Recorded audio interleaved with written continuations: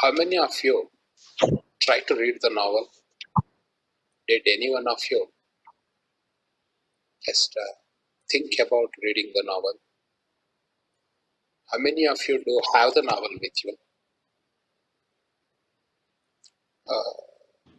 I do not know.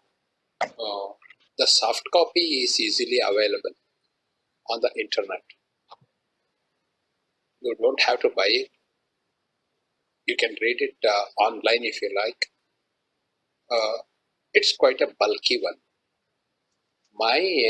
This is the one I have. I have two or three copies, but this one is about 470 pages. Right, because of the small fonts the publisher uses, it's only 470 pages, but in some editions it is 630, 700 pages.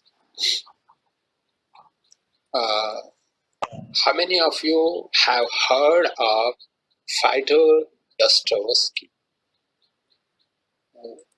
How many of you are familiar with 19th century Russian fiction? What do you know about Russian fiction? 19th century Russian fiction, the fiction which was produced in the second half of the 19th century, uh, is known to be the best fiction in the world.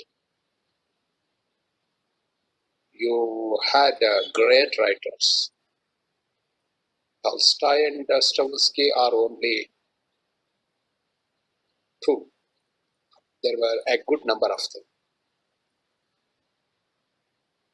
How much do you know about Dostoevsky?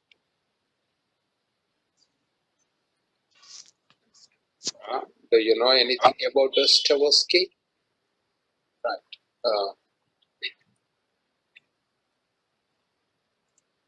19th century, the first part of it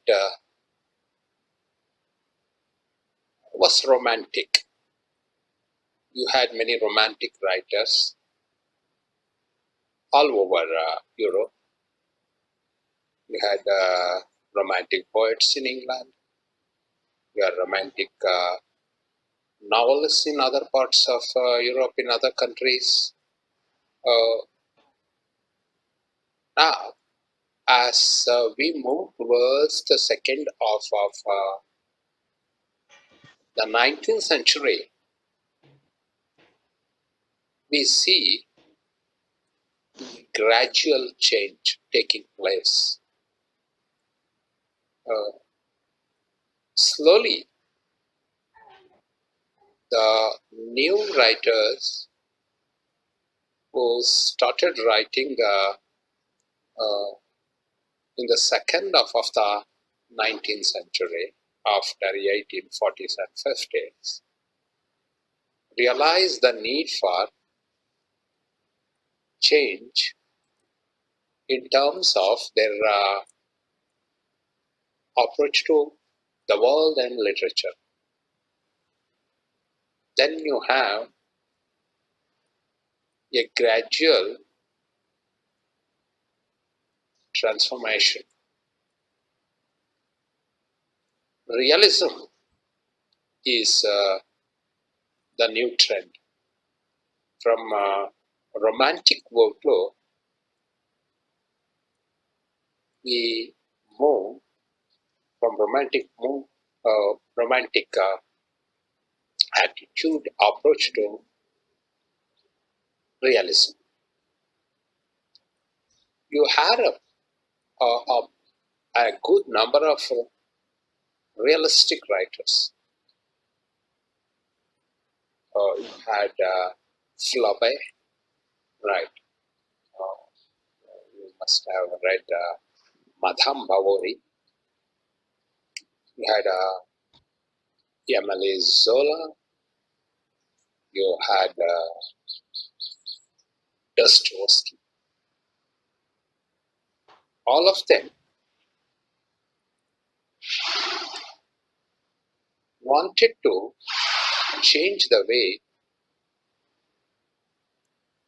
the world had been looked at by writers for quite some time. What did they try to do was this. They started trying to be very close to the world they lived in. The manner in which they tried to do was very simple. They gave you they gave you plenty of minute details about the the physical environment where you find these characters, where you find this action unfolding. You find a lot of graphic details being provided about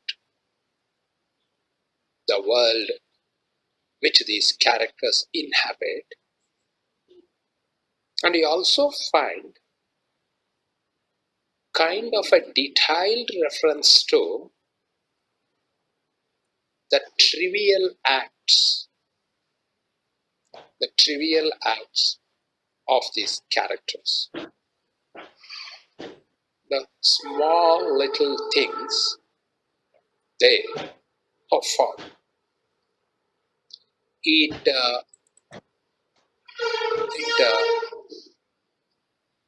is not so much about what do they think about this world in profundity. No, it's only about how do they conduct their lives, how do they go about their everyday, mundane, quotidian life, how do they perform these things, and the kind of a challenges they face. And you realize that this kind of a change,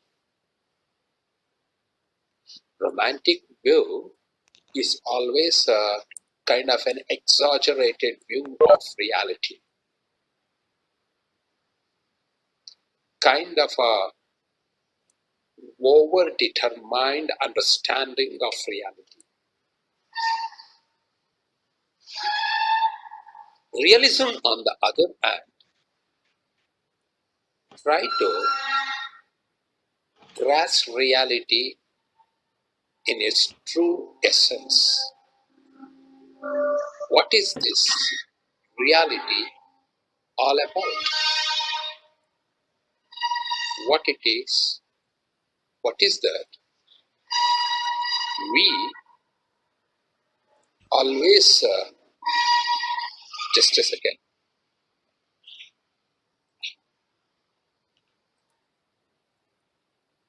Yes. So, this is how, remember, realism deals with the world. But it is not a kind of a simple cosmetic change as far as understanding of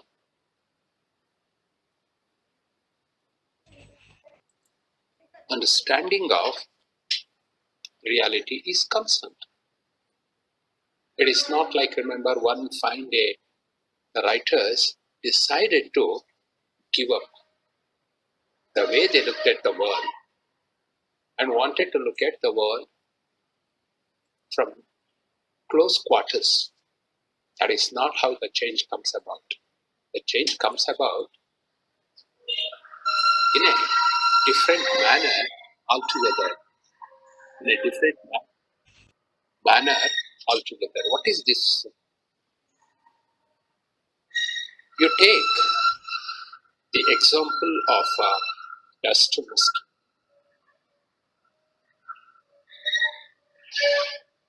Crime and Punishment is a novel about a young man called Raskolnikov.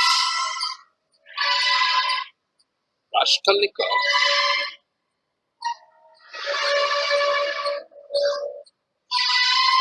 anyway, this will keep going on. Let's not bother much about it. What is this novel about? It's a very difficult question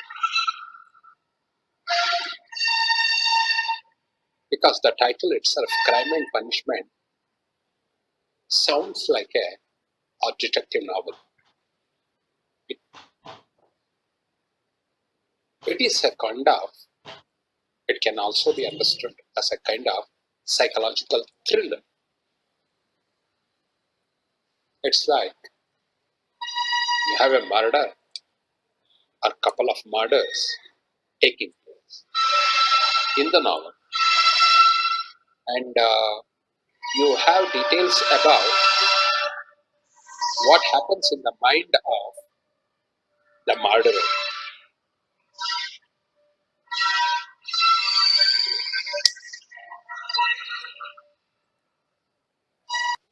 Uh, so this is how you can understand the novel as a psychological thriller. You have Raskolnikov, a young man who considers himself an intellectual, wants to murder an old woman because that old woman uh, is a pawnbroker. He has already pledged a couple of things with that woman, and he wants to kill her. We'll come to the motive behind his decision to kill her because that involves plenty of serious issues. It is not like, remember, he has been wronged by that woman, and the kind of wrongs he is likely to have committed are good enough to make her deserve her death. So there is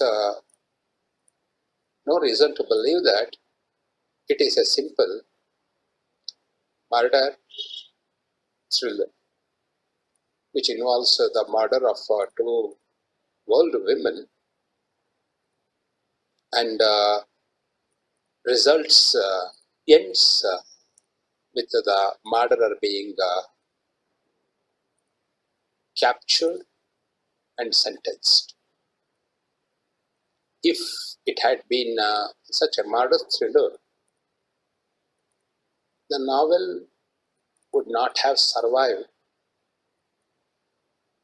into the 20th century. We are reading it even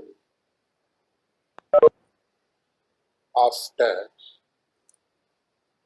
more than 150 years of its publication is a proof of the fact that it is more than a murder mystery. What is it about? What is he talking about? What kind of a writer Dostoevsky is? Let us start with Dostoevsky, Fyodor Dostoevsky. This Russian writer had an unpleasant beginning in the life. He associated himself with certain radical groups. The mid 19th century was the time when Russia was teeming with many radical groups because it had many radical thinkers. And because of his association with one of these groups, remember, he was arrested. He was arrested, and after trial, he was sentenced to death. He was to be shot dead.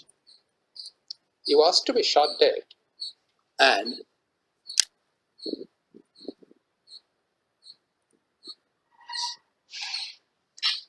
he was to be shot dead.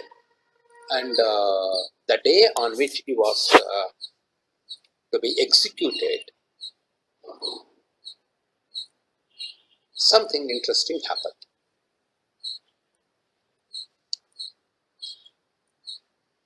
Uh, all the people, all the prisoners who were to be shot dead were taken to a place where they were made to stand next to one another. Remember this when you know you are this close to death, what would be the thoughts that would be uppermost on your mind? When you are close to death,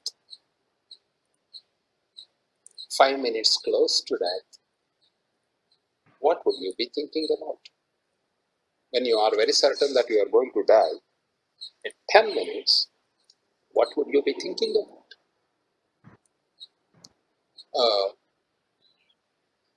So he was very certain that it would all be over in a few minutes. No one was shot dead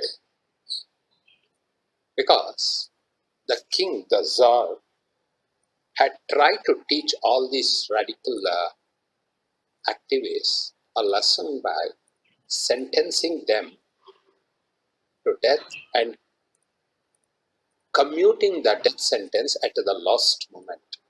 So when they were about to be shot dead, a messenger came bearing the message saying that their death sentence had been commuted.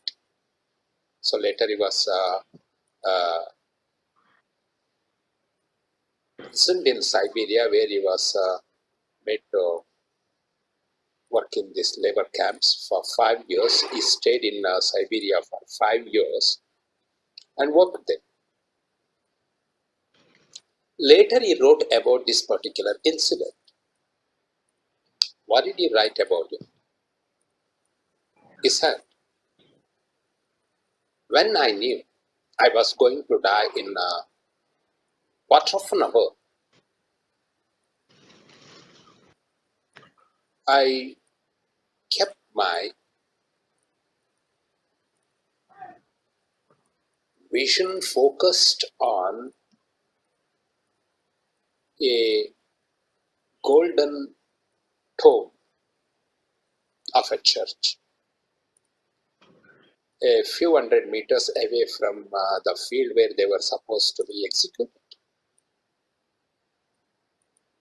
There was nothing on my mind. I kept staring at this particular golden tomb from this distance where I was standing. I tried not to think about anything. The only thing was the glitter of that golden tomb.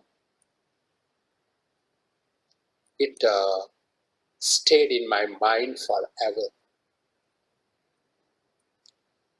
Uh, and this was to change the course of my life. He was later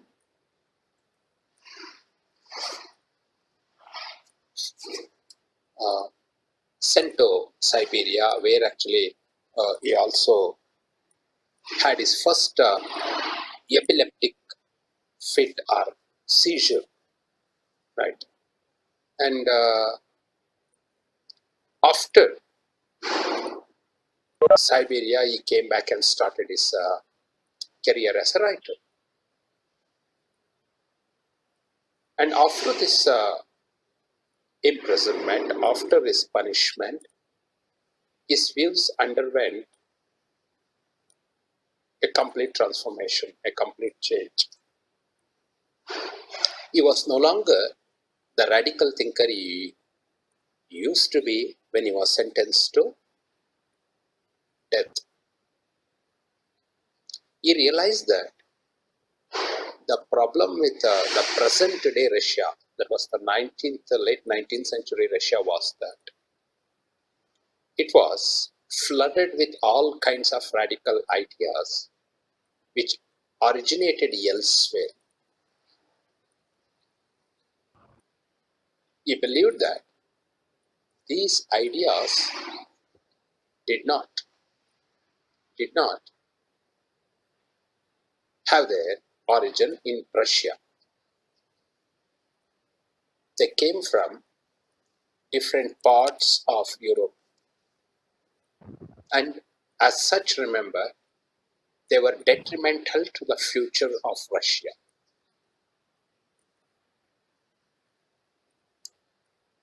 So during this course of imprisonment, he also became a Slavophile. Slavophile is somebody who loves Russia, who loves Russian culture, who loves everything Russian.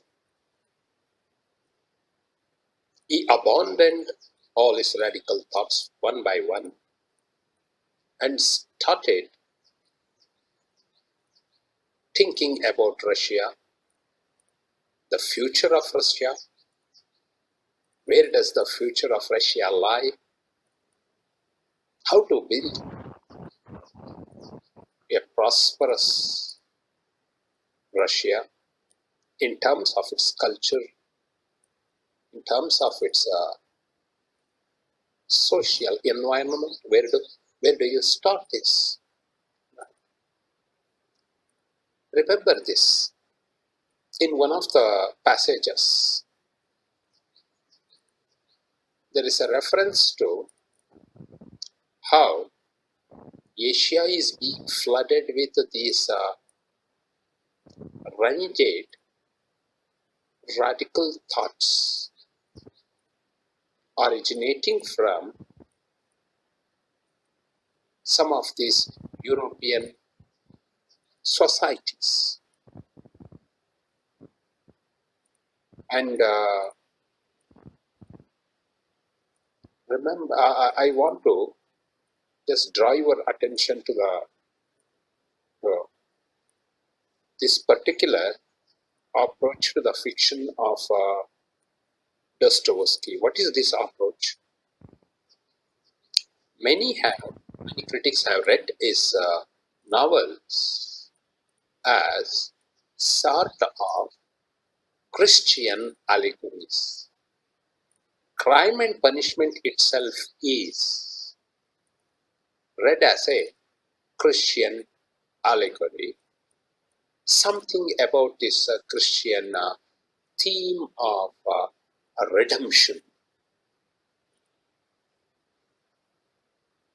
And people have also traced its origin of this particular novel, Crime and Punishment, to certain Christian thoughts. Right? Remember, always keep this in mind.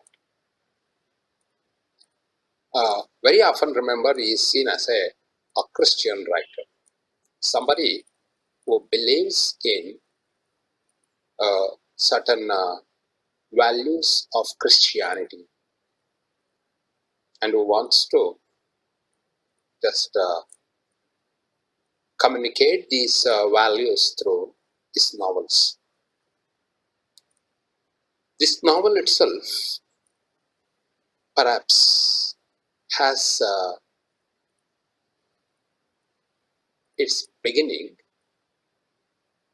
in the book of Revelation, which is one of the books of the New Testament. The book of Revelations is about how things will end how things will end according to Christian historiography. This is a theological historiography, but of course, that is true of all historiographies. How this world will end. The book of Revelation is about the apocalyptic end, the prophetic end of this world. A man who identifies himself as John says, this world will end. How will it end? There will be Antichrist who will, in a father and son, God and his son Christ, their role, and tries to usurp their authority, will present himself as true Christ. This will happen at the end of history. So there is this view towards history. So it has an end as well from Christian theological perspective. And it will end. How will it end? You have the birth of Christ, Antichrist, the rise of Antichrist. You have all read Second Coming,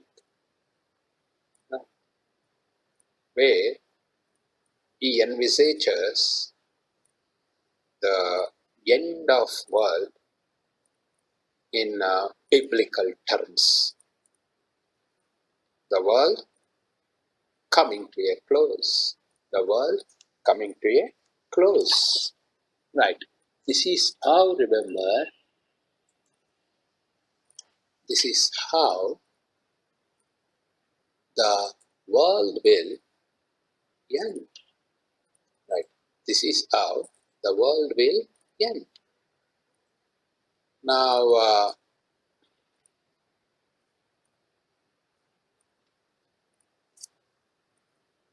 Dostoevsky, Fyodor Dostoevsky, somehow saw this bleak picture in the present day Russia. He saw all these young men, Russian young men, had this kind of a very radical and very unconventional views and thoughts, which seem to be alien. They did not seem to be very Russian. They did not seem to have anything to do with Russia itself. They looked so exotic, right? They were so un-Russian-like. So, and he saw Russia of his period moving in wrong direction. The Russia of his time seemed to have a set of misplaced priorities. Now, and how did he want to deal with this issue in his writing? Because he was always interested in reading newspapers. He was very, very curious about knowing more and more about the everyday happenings. He read newspapers avidly. He grabbed these stories, right? And especially the kind of strange things that happened, the way people behaved, their social behavior, how actually the crimes were committed, especially the crimes committed by the educated, right? Now,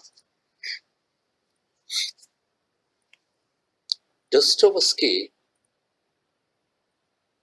wrote this novel, keeping in mind the prevailing situation in Russia. He thought that, and he was also very happy to admit that it was prophetic. The novel was prophetic. It would say something about the future of Russia. What is going to happen to Russia?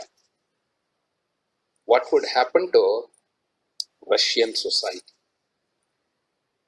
How Russian society itself would change because of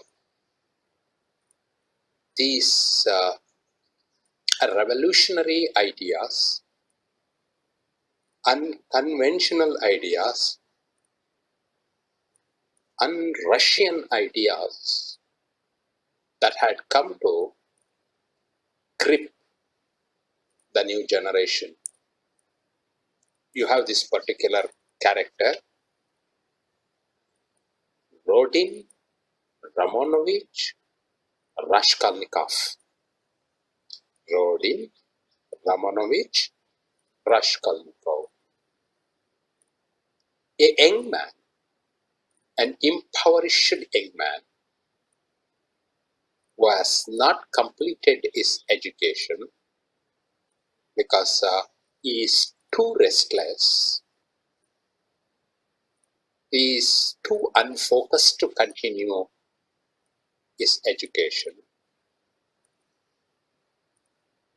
lives alone on the fifth floor of a building in a small garret, right? A very small room built for other purposes, which is very cheap to rent. That is where he lives alone, away from his mother and sister who live in the country, and he has all kinds of strange ideas about this world. Let us not dismiss him as a criminal, a hardcore criminal. Let us not dismiss him as a kind of a anomie, a social deviant, somebody who has difficulty adjusting to this world. No,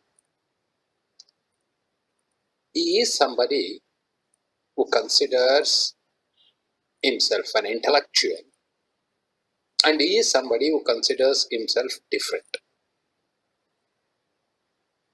Somebody who is a superman. See, by the end of around the end of the 19th century, Friedrich Nietzsche gave this idea of Superman.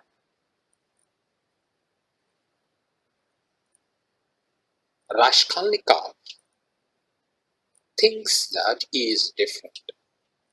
Young man who lives alone, who has dropped off,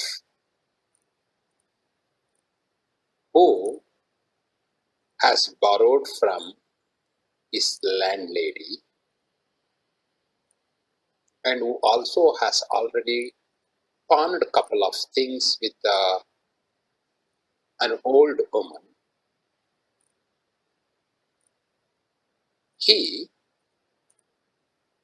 lives all alone in a small room, does not have many friends, only one friend, Razumikin. His name is Razumi. And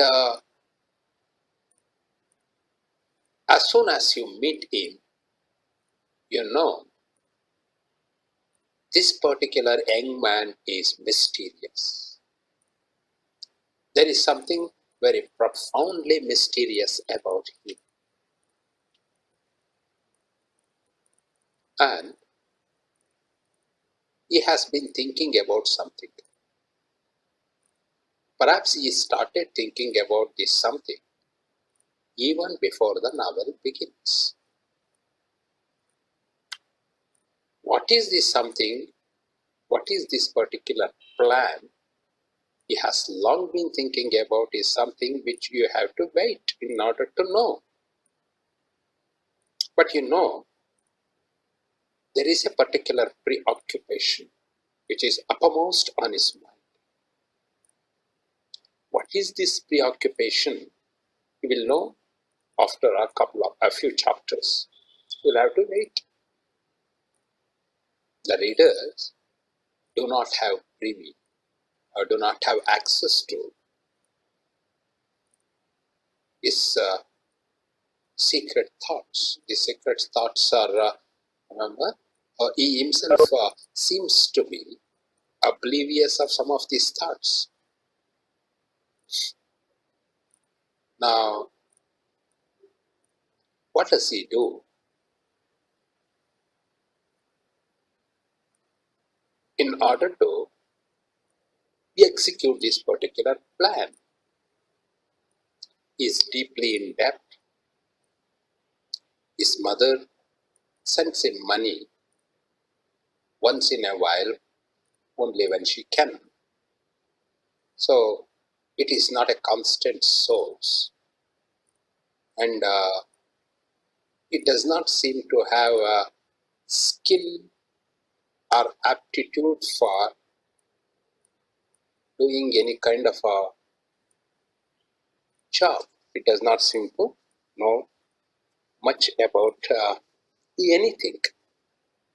He is not even a skilled uh, worker. All right. How then he intends to lead his life? Very importantly, he has no plans. He has a certain plan, but he has no plans for his life. He has no plans for future. He is drifting, and his situation is very precarious. The very name Raskolnikov in Russian means divided. Divided. Somebody who is sort of schizophrenic. Somebody who has this split personality.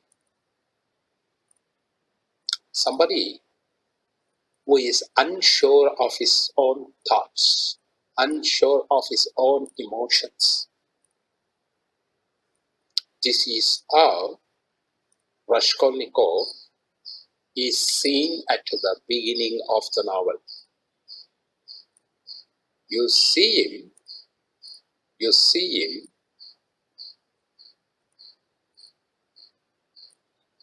having very little or no plan about what he is going to do next. He is seen very often get out of his garret,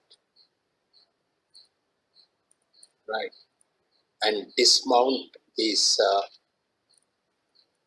steps and walk into these streets, Russian streets, which are named properly and described accurately by Dostoevsky,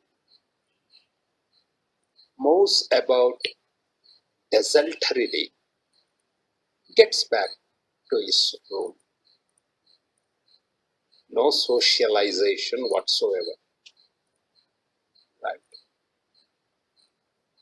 One particular reason why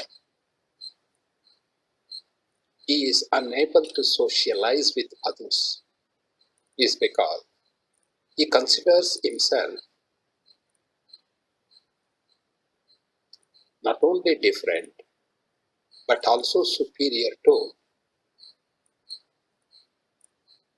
most of Russians, most of the members of humanity. Very often you catch him thinking about Napoleon Bonaparte, even in his arguments with the police detective and the other characters in the novel. You find him talking about Napoleon Bonaparte and how Napoleon Bonaparte was about others.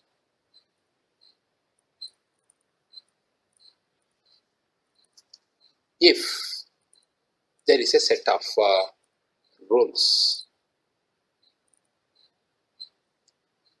ruling your society, that set of rules, remember, of course, supposedly applicable to majority of the people. He believes that there are a lot of individuals, or most of individual beings, they deserve this set of rules, this set of values, right? They are moral values, they are social values. They deserve to be bound by them. Then what about others? What about a tiny minority, a small group of people who are intellectual, who are capable of thinking, because most of the people are not capable of thinking. They cannot even properly think. They cannot even properly think. What about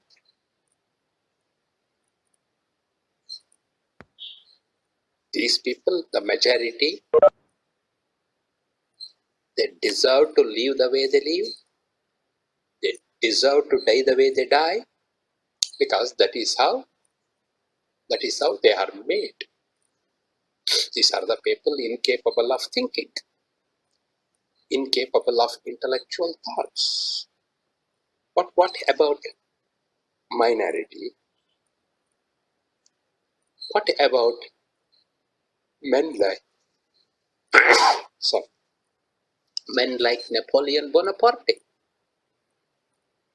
If Napoleon Bonaparte thought differently, if Napoleon Bonaparte acted differently, if Napoleon Bonaparte was an exception to whom the social and moral values did not apply, because he was above everybody else.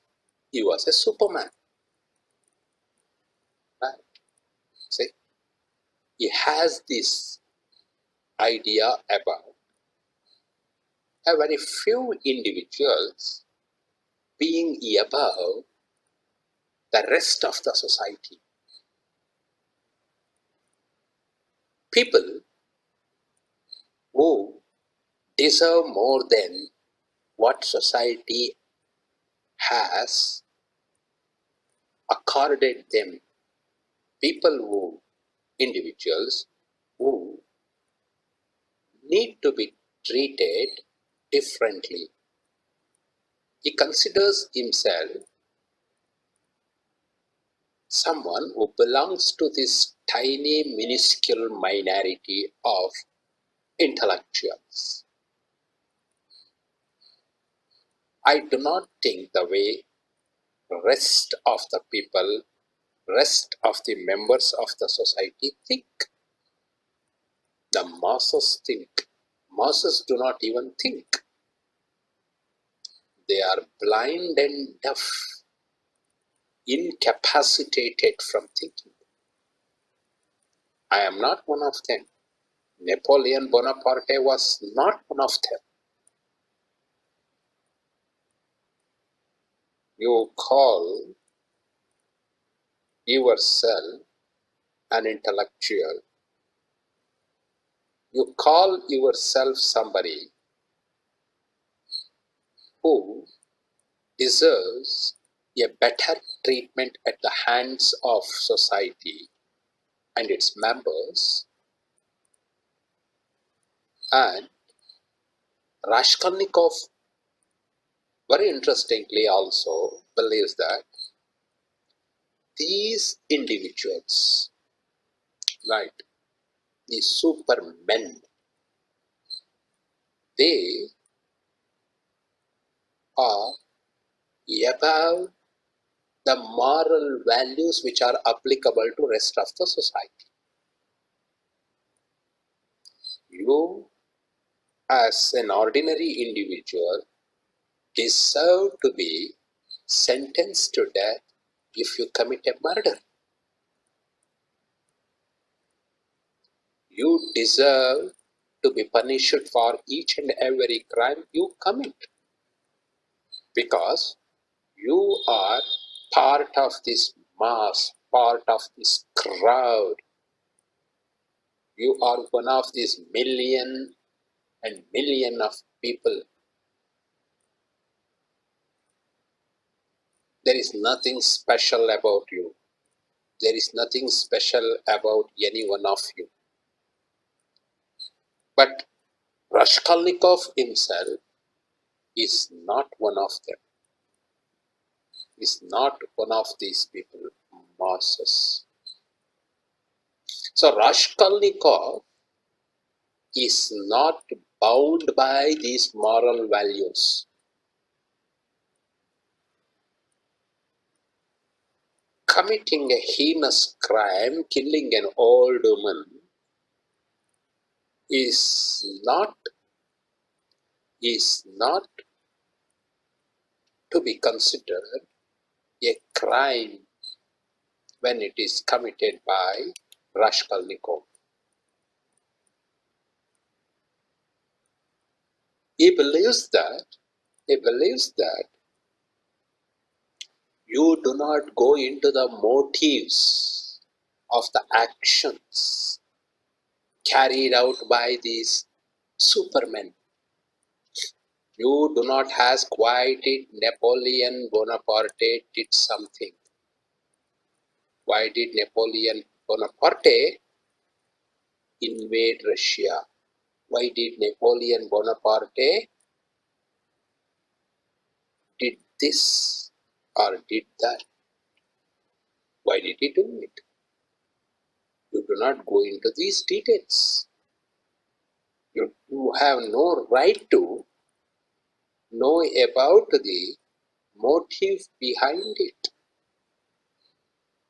If he decides to do something, and if he carries out that particular action, however it may appear and sound insane, still you have no right to ask any questions.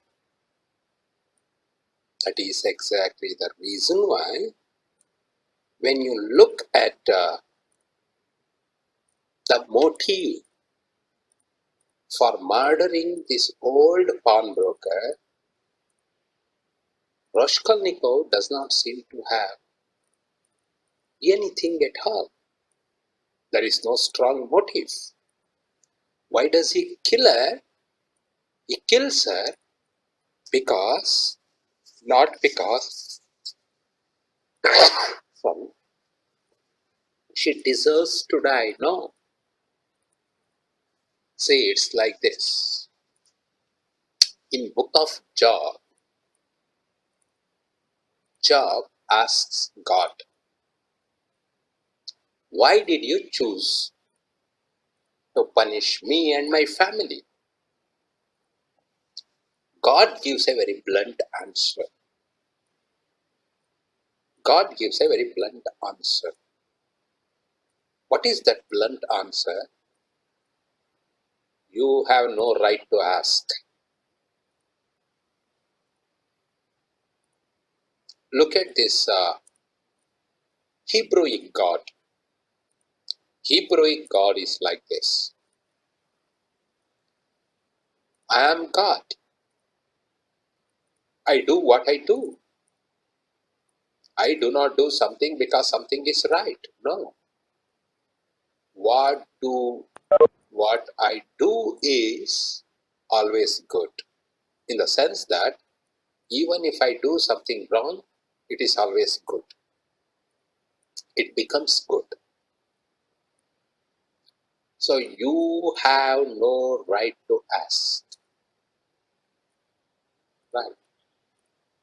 You cannot go into the reasons, motives of my actions. Raskolnikov has this kind of a God's consciousness, divine consciousness. I do it. I do it because I think I need to do it. Why I need to do it?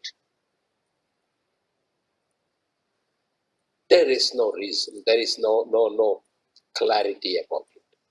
But I do it. So he has this kind of a self-perception. Somebody who wants to be different because he is born different and is capable of thinking different, he decides to do it, not this particular way. Okay, so just listen. Um, what I'm going to do is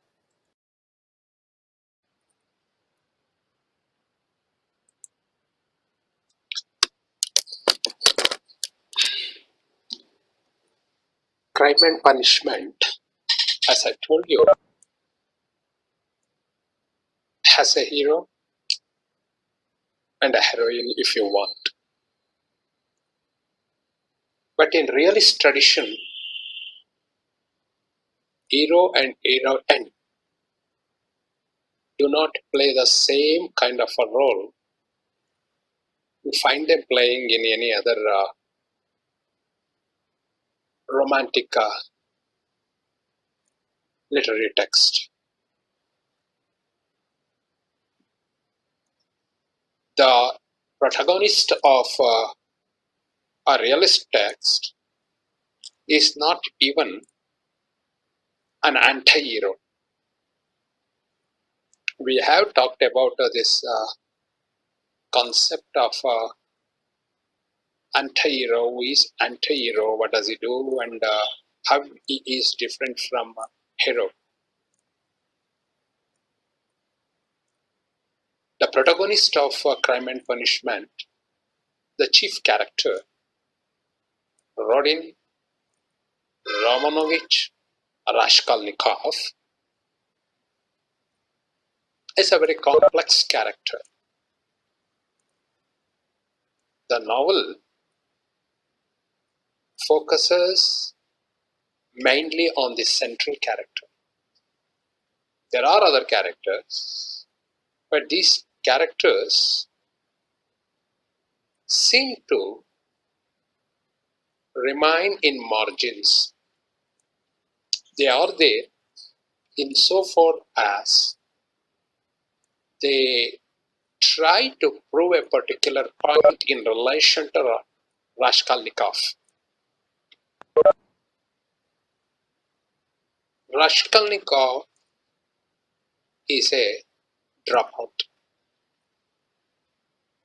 lives a very poor, impoverished life, does not seem to know anything about the direction in which he intends to move ahead. He has plans, but we are not privy to his plans. He is not an extrovert, somebody who speaks about his plans openly. He does not share anything with anyone, including his close friend Razumikin. You have this character completely wrapped in himself. Somebody whose actions are very notoriously unpredictable. You do not know what he is up to till you really see him doing something. If you want to look for a pattern in the way he behaves, if you want to find a design in the manner in which he conducts himself, then you will disappoint yourselves. The particular the particular reason why it happens is because the kind of a mystery that surrounds this character is something very intrinsic to this particular character itself, the character itself. So this is exactly the reason why Raskolnikov is a character who is very unpredictably, unreasonably uncertain about his own views. We talked about how he divides humanity into two categories. These are all certain radical thoughts Raskolnikov holds. These thoughts are seemingly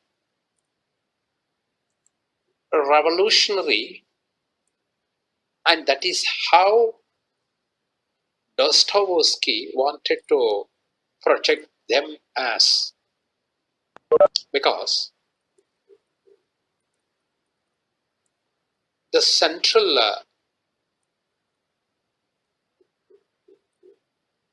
text, the seminal text that seems to be the real inspiration for this particular novel is the last book of the New Testament, called the Book of Revelations, where you have the grand design of Christian theology being laid bare before you, and how the world will end. What this world is going to end with, and what will remain. What will remain. So, there are a number of parallels between this particular very vague biblical character called Antichrist and Raskolnikov.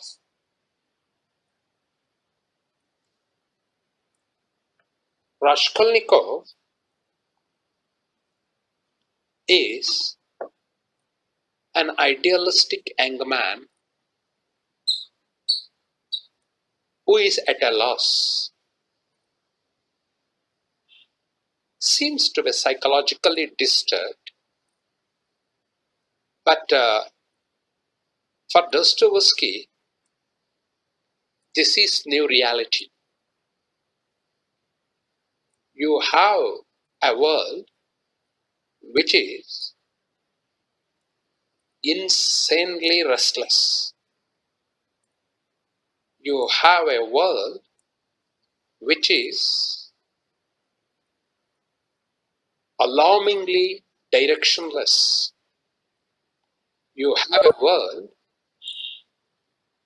which is unacceptably unacceptably disoriented. What is this world? What is this world? Where does this world originate from? Where is the gestation of this world? Unrecognizably disorganized, unrecognizably restless,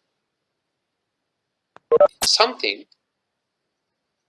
which does not seem to be driven by any grand plan as such. Now, look at this. If you believe that this world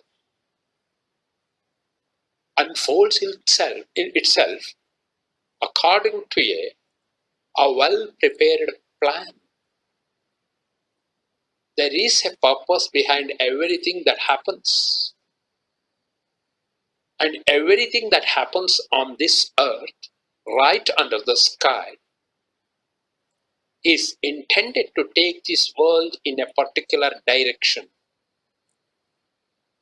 There is this grand object towards which history is moving. If you are a believer in this kind of idea, then you know the world in which you happen to be living does not seem to corroborate this view of human history. Raskolnikov is somebody whose existence defies reason, defines any form of any brand of rationality, whether religious or otherwise. How does he conduct himself? And how does Dostoevsky see this kind of a world coming to an end? What kind of an end? What kind of a destiny this world has? The world which has turned itself inside out, upside down. Something which seems to have lost its existential orientation. This is exactly the reason why I remember very often uh, critics point out that Dostoevsky is the first existentialist writer. And Sartre and Camus very often turn to this particular writer. And many theories trace the origin of existentialism to Dostoevsky's fiction, especially this particular novel, Crime and Punishment. Then how do you do this? How do you do this? How you see yourselves moving towards any recognizable destiny. What do you think your destiny is? Where do you think you are going to find your salvation? If you are not a believer, if you are not a believer in any kind of ideal, then where do you intend to find the source of your deliverance? Where will it come from? You don't have much faith in religion.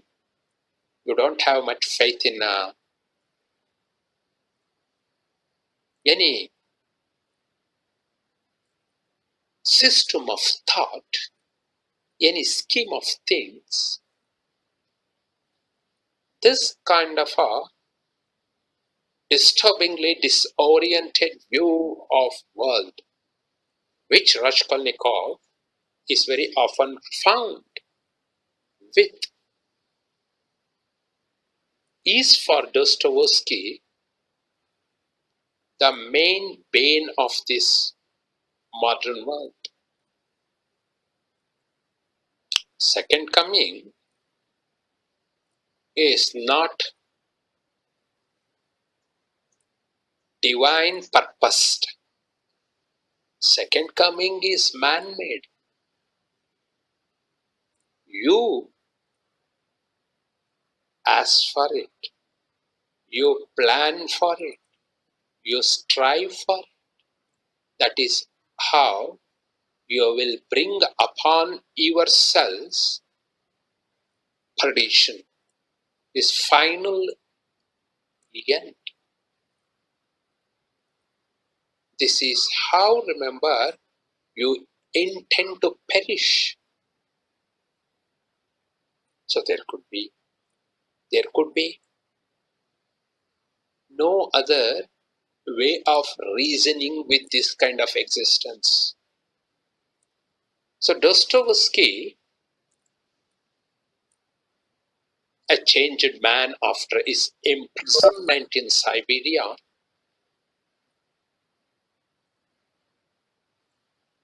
started looking at the kind of a life Russians led in mid 19th century.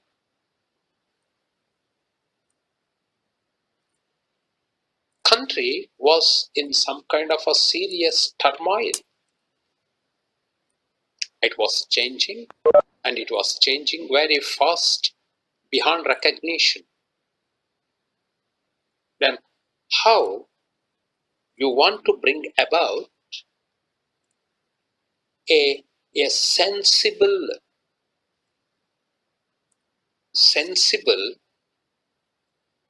method of organizing your lives?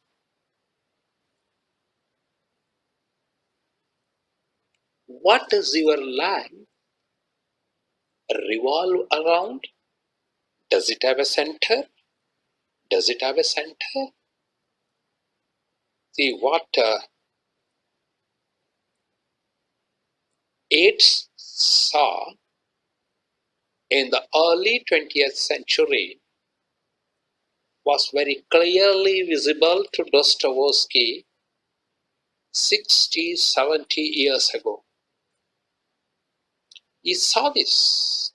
He saw the second coming. He saw the falcon losing its orientation.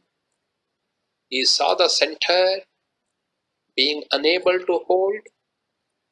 He also saw the things disintegrating and falling apart. Eve was bearing witness to a world which was fast fragmenting and disintegrating, sort of, remember, so gleefully imploding, so self-consciously imploding. It does not accuse anyone of ignorance. Our world is not ignorant for what it is. Ignorance is not the, the source of our lack of orientation. It is not like, remember, you do not know where to find a road map to the course of world's history. No, you seem to draw an immense masochistic pleasure in allowing yourselves to implode. Raskolnikov,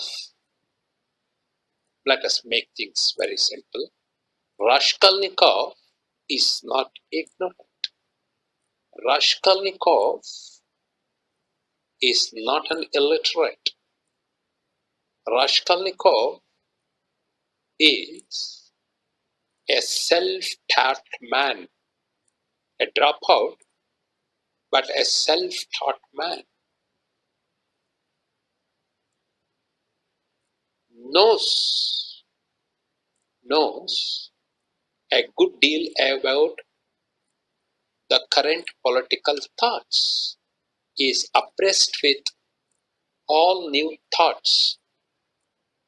Then where does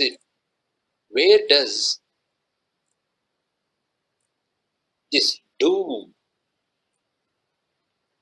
which seems to be always wrapped in, where does it come from? You meet him in the first chapter,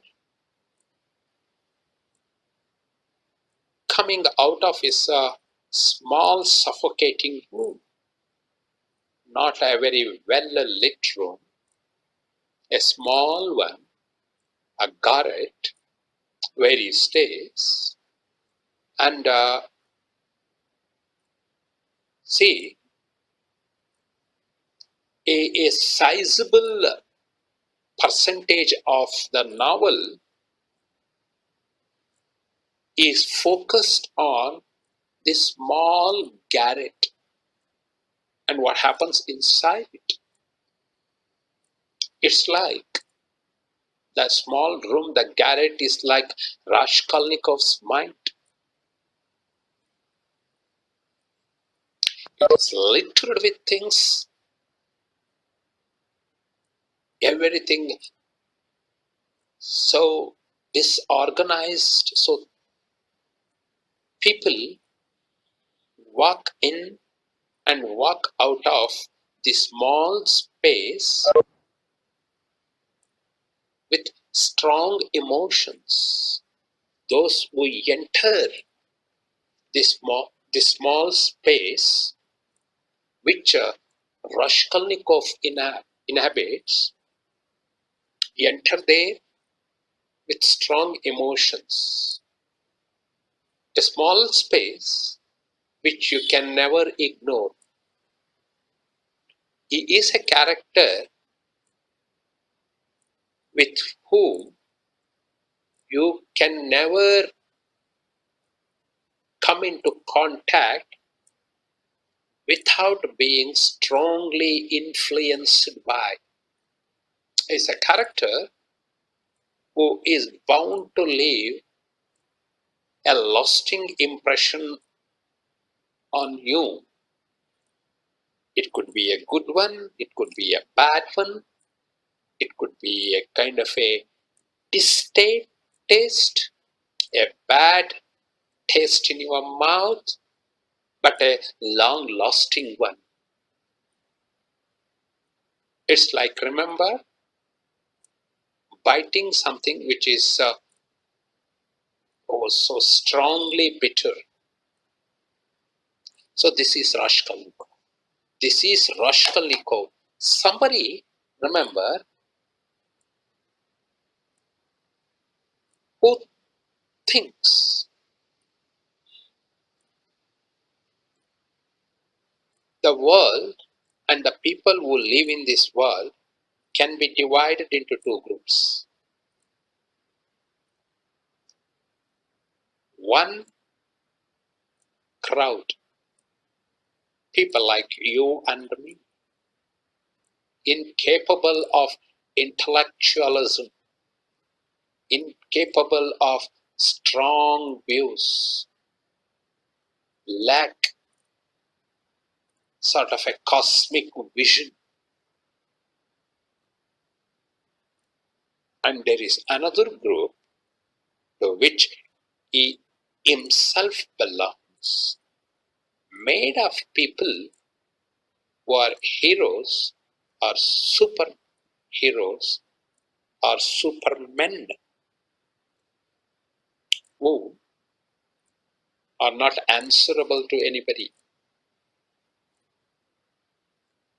The system of moral values which binds us has no relevance for these people.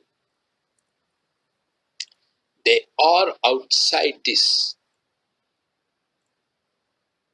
So Raskolnikov says this. And he very often, he seems to be very fond of it, compares himself with Napoleon. And whenever he tries to think about what he is trying to do, what he is planning to do, whenever he tries to talk to other individuals, including the police officer who is investigating the murder of these two women, he catches himself thinking about Napoleon Bonaparte. And you catch him always comparing himself with this great dictator. The rules which are applicable to you and me, relevant to us, relevant to our normal existence, they are they are redundant for these, right, these heroes. And these heroes include Bonaparte and Raskolnikov.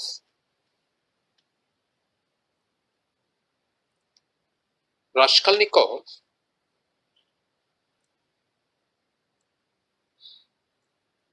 begins to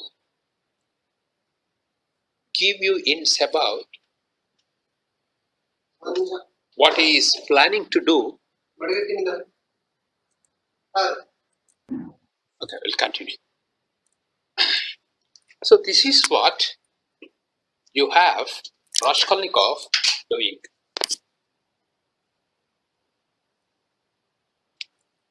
What you always find him doing, walking out of his small room and walking into it, always lost in himself, thinking seriously, reflecting over all kinds of things which do not concern him. But also, there seems to be some kind of a plan behind the way he conducts his life. Now, why this character is very mysterious is because, remember, first we do not know what he is up to. Till he starts making preparation for his murder. The murder he has been planning to commit. You do not have much knowledge about what are his plans and how he is going to execute these plans, but he starts making preparations. And here is this old woman, a pawnbroker, a, a somebody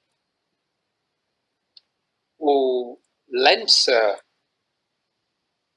money to people on high interest. He has already pawned a couple of things. He somehow is fixated on this particular idea that the world will change. He doesn't know how. The world will change if this woman is eliminated from this world. If he could kill this woman, somehow this world would be a better place.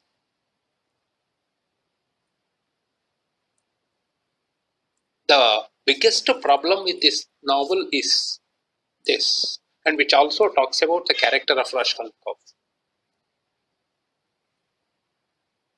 He does not seem to know, even after you finish reading all the 500 pages, you have no clue as to why he chose to kill this woman.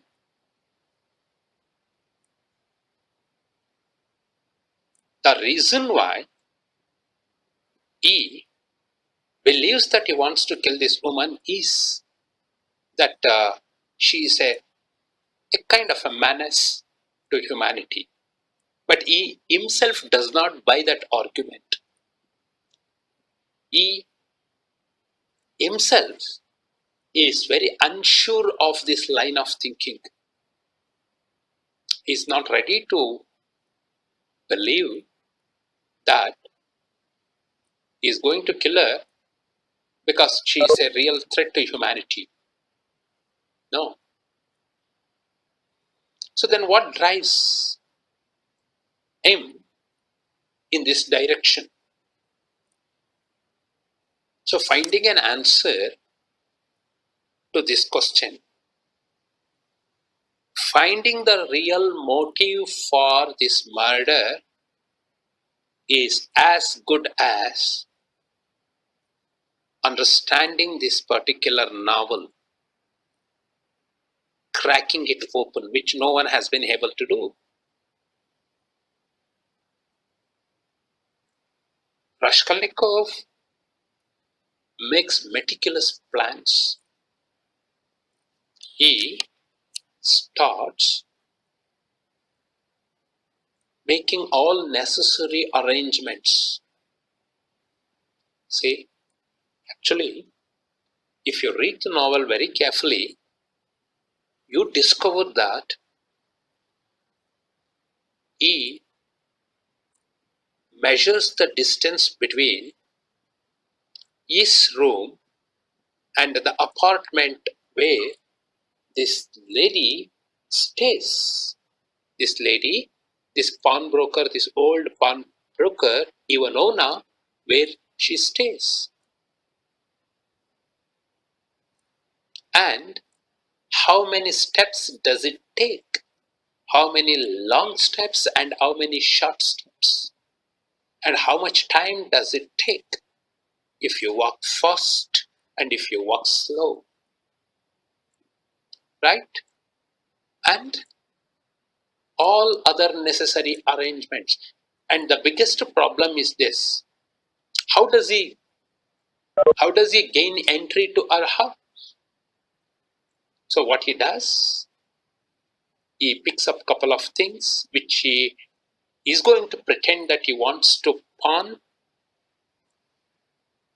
and that is how he gains entry to this particular apartment where this a lady pawnbroker, old pawnbroker, lives. Now look at this. How then Yes, of course. The first part of the novel, the first part of the novel ends with this: the murder of pawnbroker Ivanova and his and her half sister Lizaveta. Lizaveta is her half sister, a very good woman, somebody who is very meek, and she is killed because she happens to be at the wrong place at the wrong time. She happens to come there unannounced, walks into the apartment, finds her sister murdered, and Raskolnikov has no option but to kill her, which he does. Right. Uh, in a very unplanned. Her murder, yes, never planned. Right. So now you have Raskolnikov killing two old women. Right. So if you would like to read it as a psychological thriller, you are welcome.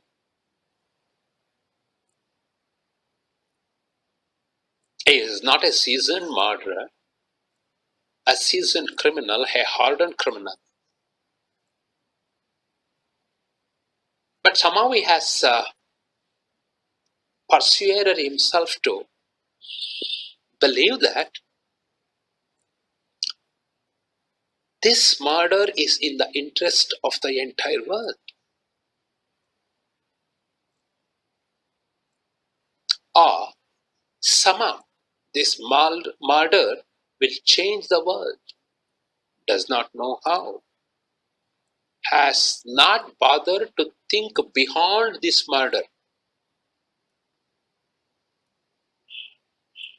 And he also believes that he has to prove he is a Superman. He is a hero. And as hero, he can do what he sees as right thing to do. And the laws of reason, rational rules are not applicable to it. That's how you find him killing these two women. Now let us not go into this is not a part of the novel. Whether one of the women deserved to die the way she dies, that we do not know, and this is not part of our discussion. This need not be part of our discussion. It has got nothing to do with this particular pawnbroker. The way Raskolnikov simply kills this woman. Right. That is the first part. Then what are we going to do in the remaining 5 parts? It has 6 parts. Right? The the novel structure is like this: 6 parts and one epilogue.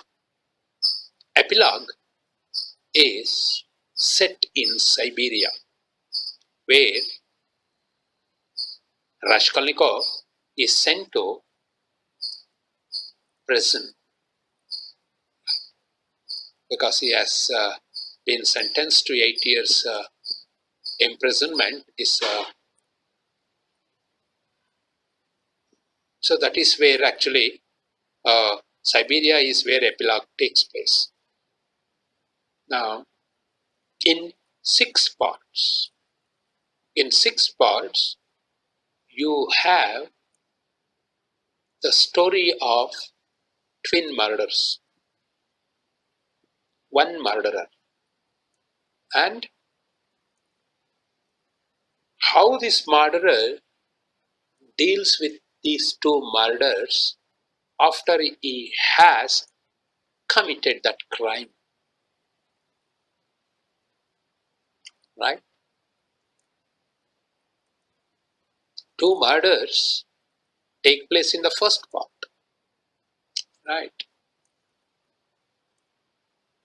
Then what he is going to do with himself in the rest of the novel? Why this is sort of a psychological thriller, if you like, is because how does someone like Raskolnikov handle the the kind of a inner world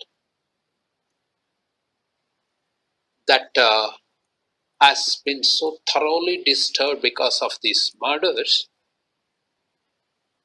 How does he handle his own self? Right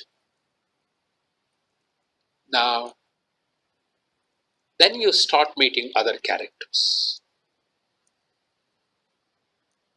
Of course, he feels terribly lonely, but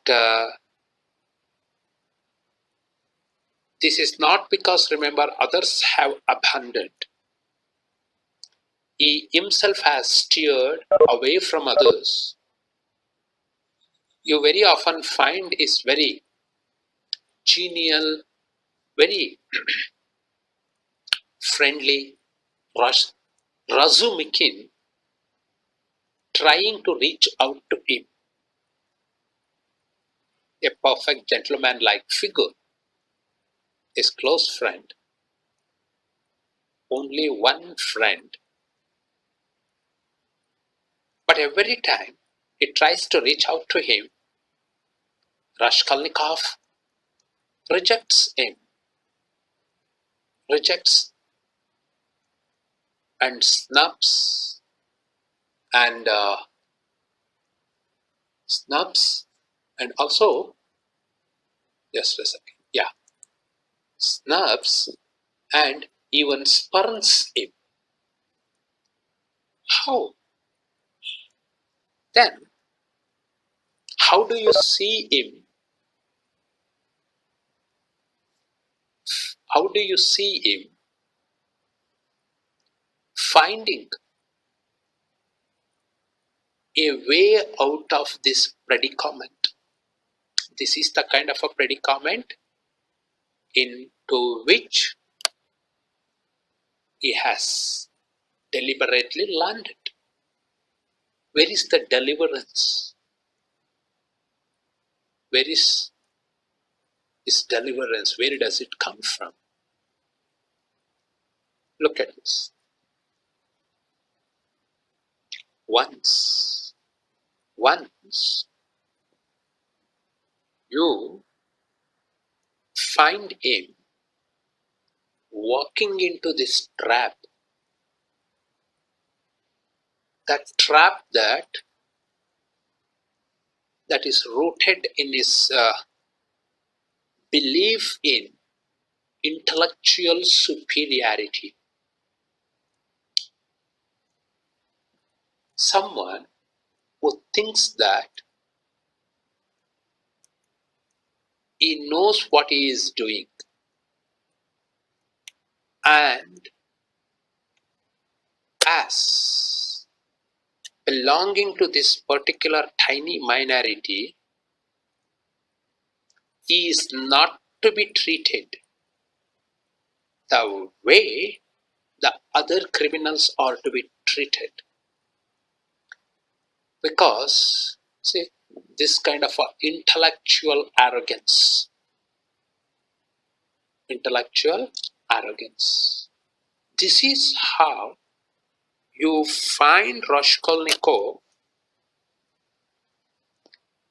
constantly walking into the same trap, and after which striving very hard, right, endlessly to find a way out.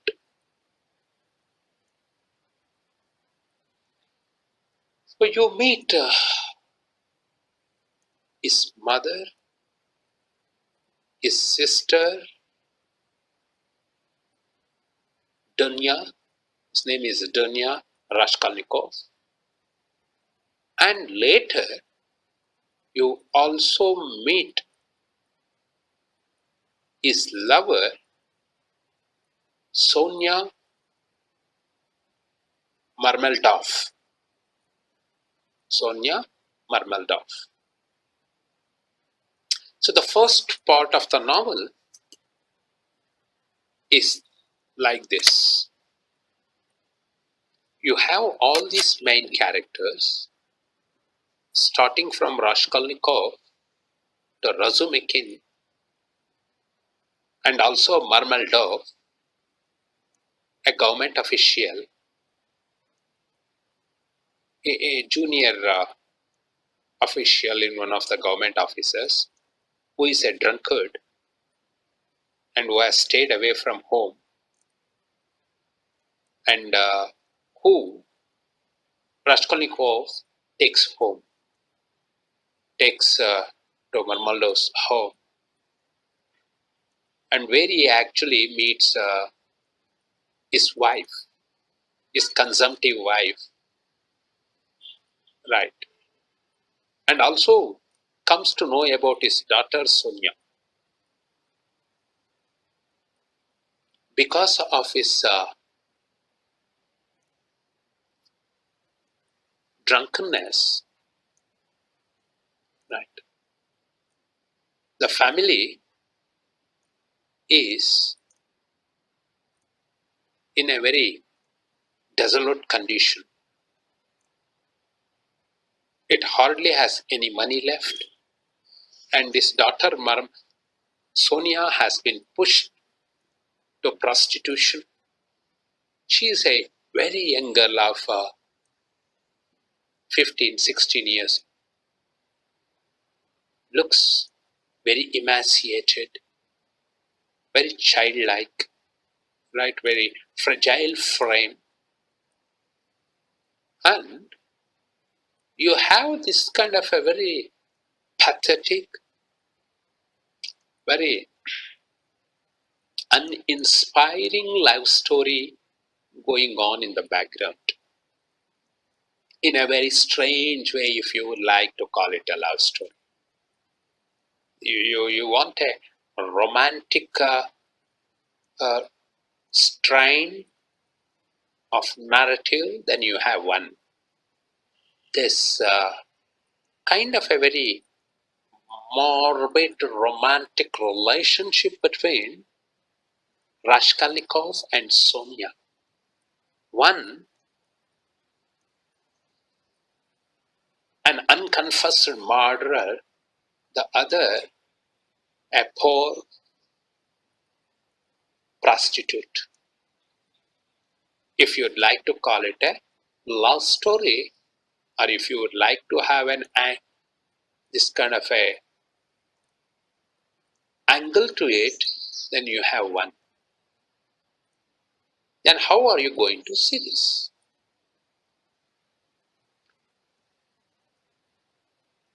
What the novel is about?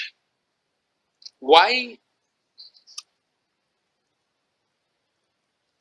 you have this title, Crime and Punishment? Crime, of course, is there. It is a premeditated murder. No one denies it, not even Raskolnikov. He has made all elaborate arrangements. He has planned everything. All minute details have been worked out. Right? So it's a cold blooded murder. He has been planning it for quite some time, and before his planning, between his planning and the execution of this crime, he goes to a restaurant where, remember, he hears a couple of individuals talking about Elizabeth, even known as sister, being absent for some time because she has other engagements. Now he immediately thinks fast and decides that that is going to be the right time to kill the old woman. But somehow Elizabeth happens to walk into the room when the murder has just taken place and finds her sister lying in the pool of blood, and Raskolnikov, who is there, is left with no other choice but to kill her, which he promptly does. And he also picks up a couple of things because he wants to give the police this impression that she has been murdered for the valuables she possesses. It is a kind of a robbery gone wrong. He steals a couple of things. He has no use for them. He takes them, hides them in a particular place. Hides them in a particular place. This is how, remember, the first part ends. So let's talk about it. The first part ends like this. Then, what is Raskolnikov going to do? Raskolnikov somehow has difficulty handling his inner self. Somehow he managed to carry out his plan because he believes in certain things. And you know this, he seems to be very much particular about this. That some of the things he believes in, some of the ideas he has, all of them are the right ones. Right. So then what is he going to do? Now we'll come to the inner world of Raskolnikov. The first part is not so much about what is there, what is made known to you inside his head. Right? Then you have the rest of the novel trying to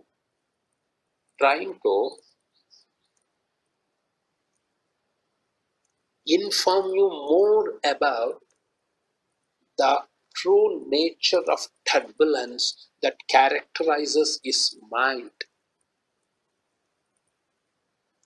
How he is in complete turmoil. See, immediately after the murder,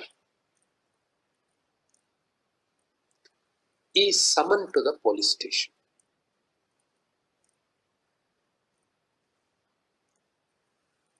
He does not know why he has been summoned to the police station.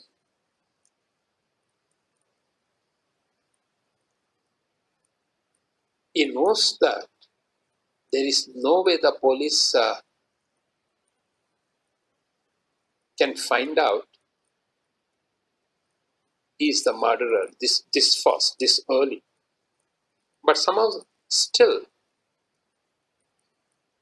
Since he is the real murderer, he has difficulty controlling himself. He goes to the police station and finds out that his landlady, not this pawnbroker, but his landlady, the owner of the house where the entire building where he lives, she has largely complained with the police saying that he has not repaid the money he borrowed from her. So it has got nothing to do with the crime he has committed. But that is where in the police station, remember, under some kind of a pressure, he faints, he loses consciousness. And this is something which is going to happen to him time and again, which is an indication of his instability, his inability to control himself. This is how, remember, now you are going to meet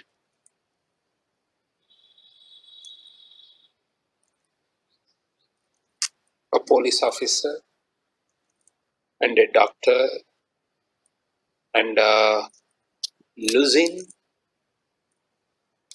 the man who is engaged to be married to his sister, Danya, and others. But all these characters seem to revolve around him. Right? Because novel remains focused on Raskolnikov, this chief character. So what we do is, I'll end that. I got some work. I'll meet you on Tuesday, and I will give you complete uh, a brief summary of the novel in a few minutes. Then we will have a complete discussion on that. If you have any questions, you can ask me. If you have read the novel or if you have tried to read the novel, you would know this, right? So if you have any questions,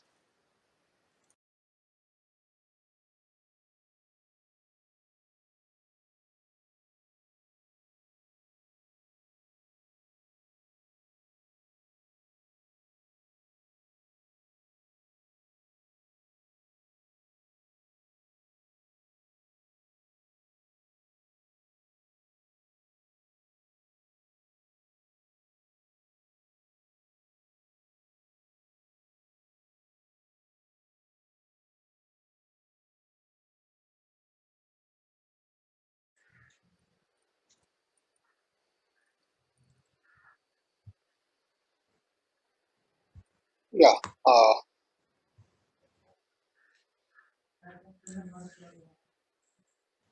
of course it can be read as a love story, crime and punishment. But there is a crime at the heart of this love story, and you have an amateur criminal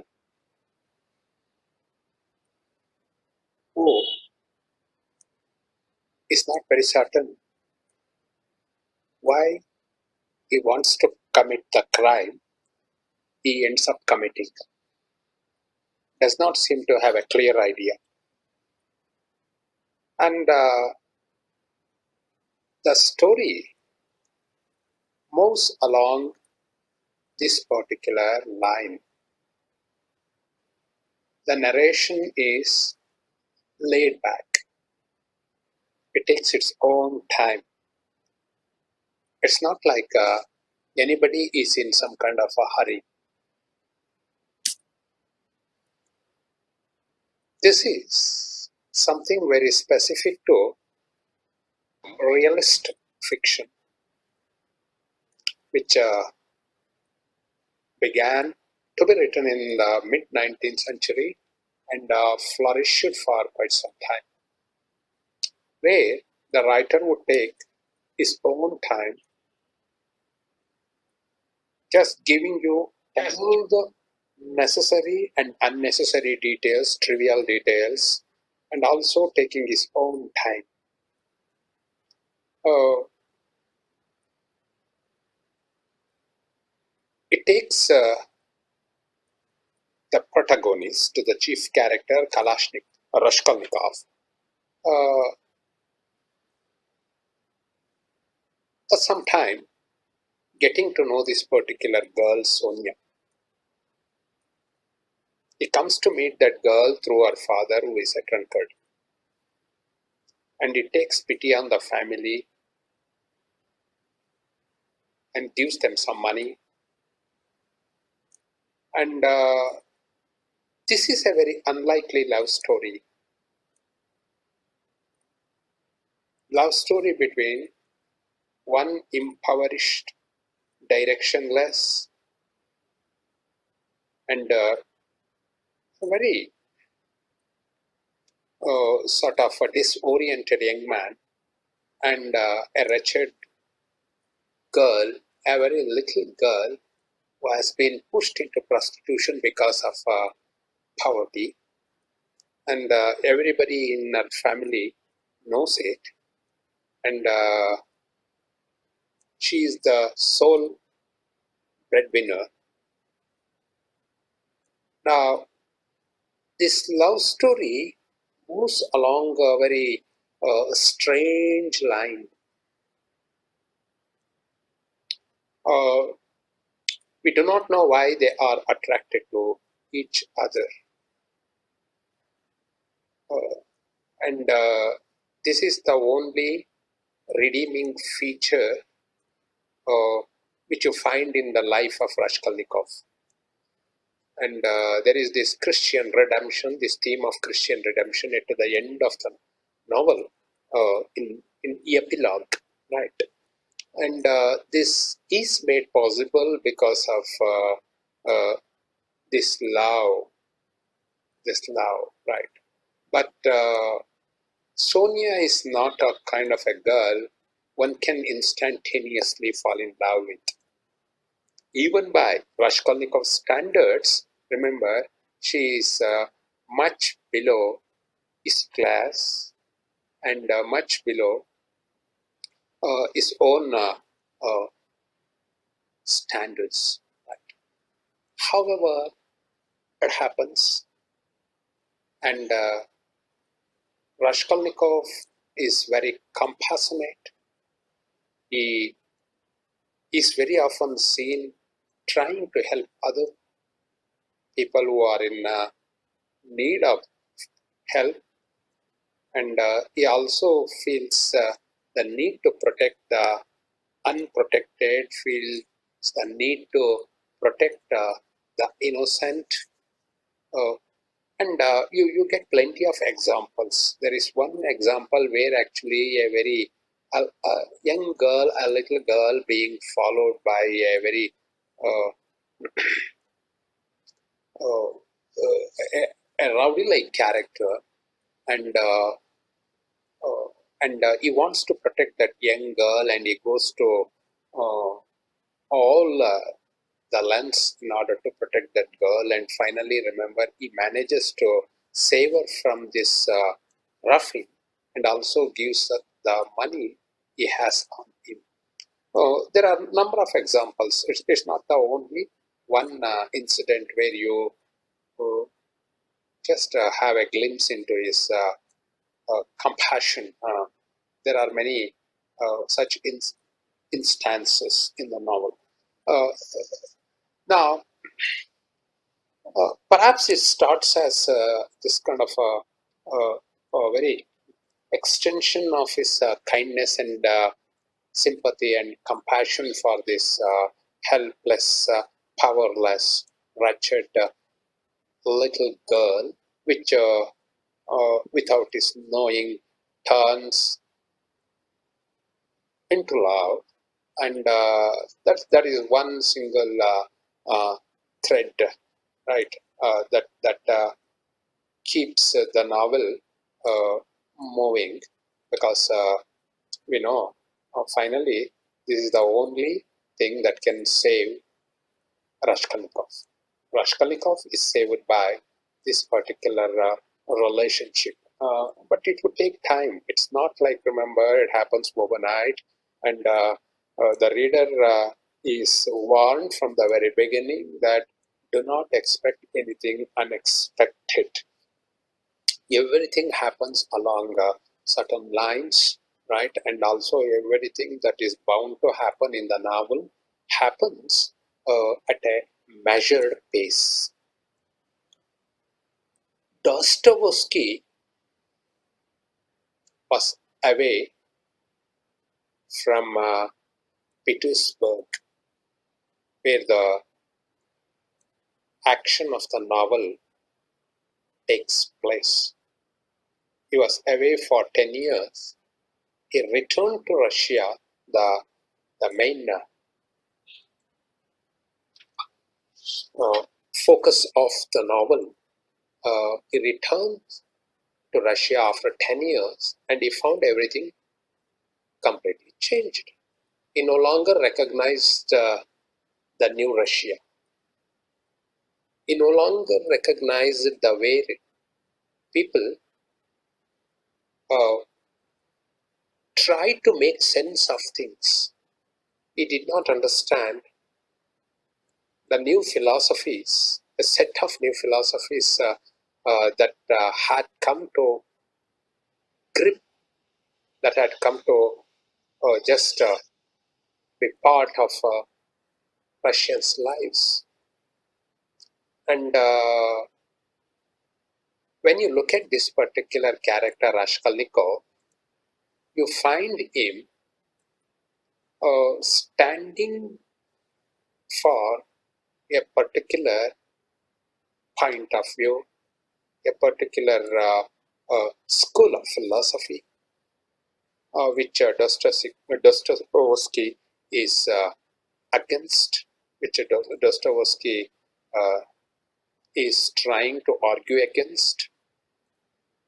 Uh, in England, in mid 19th century, you had these two philosophers, Bentham and J.S. Mill, both of whom talked about utilitarianism.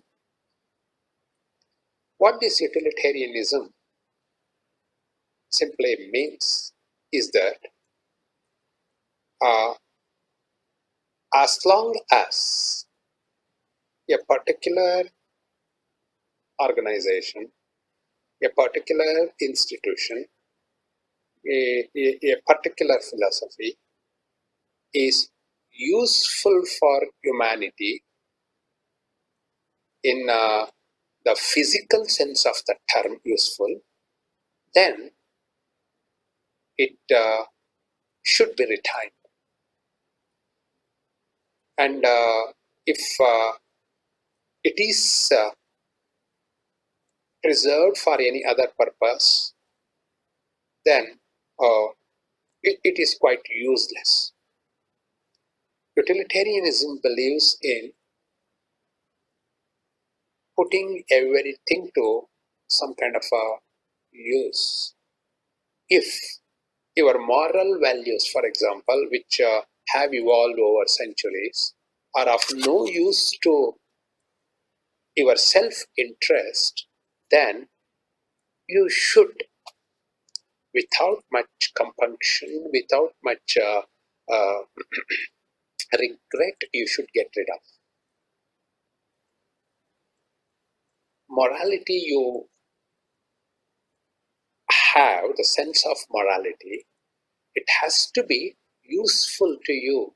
You should not simply abide by a moral value just because, remember, it has been there for quite some time and you have been told by your uh, parents, your society, your teachers, just because it is good to do something. No, unless you are convinced that it is really good for you in a material sense, that moral value should be abundant. Oh, now, this kind of a philosophy which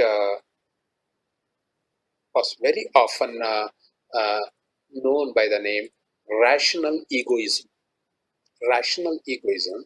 Uh, it was quite popular in the mid 19th century Europe, and Russia too came under its influence, and the younger generation uh, had this kind of a crush for this new philosophy.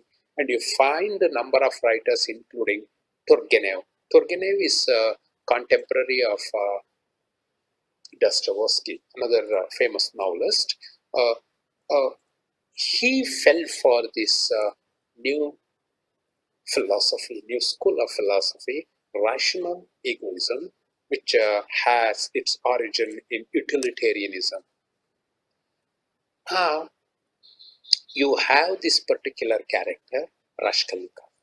Raskolnikov is somebody who seems to believe in this particular philosophy, right? And also, to certain extent, remember, uh, he has been modeled after this, even though there does not seem to be any purpose in the way he has chosen to live his life, right? There doesn't seem to be. Why does he lead this kind of a disorderly, chaotic, right, senseless life? There are no answers. It's not poverty alone, remember, which makes him lead this kind of a life. Because you know, and what Dostoevsky is trying to do is, remember, you find this transformation of Raskolnikov from being a very rational, rational egoist, sort of, to becoming a Christian, a true Christian, right? Because Dostoevsky saw utilitarianism and rational egoism as anti-Christian, something which went against the basic basic principles of Christianity, which says rather that love thy neighbor, you love your neighbor. Utilitarianism says first you love yourself. Self-interest is the utmost priority. It is the most important thing. Self-interest, and this is what you find. You have a young man, perhaps remember, uh, influenced by certain thoughts of this new philosophy, and somebody who is very much interested in his own self, even though not in a physical sense, because in a kind of a metaphysical sense, he seems to be interested in, remember, uh, saving his own soul in a crude sense of the expression. It's not like, remember, he wants to save everybody around him. He doesn't seem to, and even when we say he wants to save himself, and that what seems to be driving him, we do not really mean. Uh, we are talking about something which is useful to anybody, or which is something determined by his love for others. No, so he doesn't care about his mother. He doesn't much care about his sister, even though he believes that he loves her. And his friend Razumikin, he doesn't have any kind of a strong feelings for his friend. Now you have this lost young man who leads this kind of a animal-like life, right? And look at this. And utilitarianism came under attack for one more reason, not only in England, but also in rest of Europe. Utilitarianism was pronouncedly anti-aesthetic. You do not do something because it is beautiful. Beauty itself has no real value. There is no need for things to look beautiful. Beauty does not serve any purpose. You live in big houses which serve the purpose. It is not necessary for them to look beautiful. It is not necessary for anything in life to be beautiful just for the sake of being beautiful. If it is very useful and also beautiful, no problem. But you are not going to do something, construct something, create something just because it's going to be beautiful, then it is quite a useless effort. You are simply wasting your social resources, your creative resources. There is no need for you to do that. Look at this character, Raskolnikov. Sorry, I keep saying that. Raskolnikov. Raskolnikov lives in this kind of a cramped room. It's very, very dirty. It is filthy and seems to have built with by somebody who doesn't have sense of beauty, no aesthetic dimension to it. It serves a purpose because it lets somebody live there. Beyond that, it has no other purpose. I mean, it's not a place where one sensible human being would like to live. Any sensible human being wants to spend his time in this particular room. And so it shows that Raskolnikov is anti-aesthetic. It goes with rest of his, remember, understanding of life.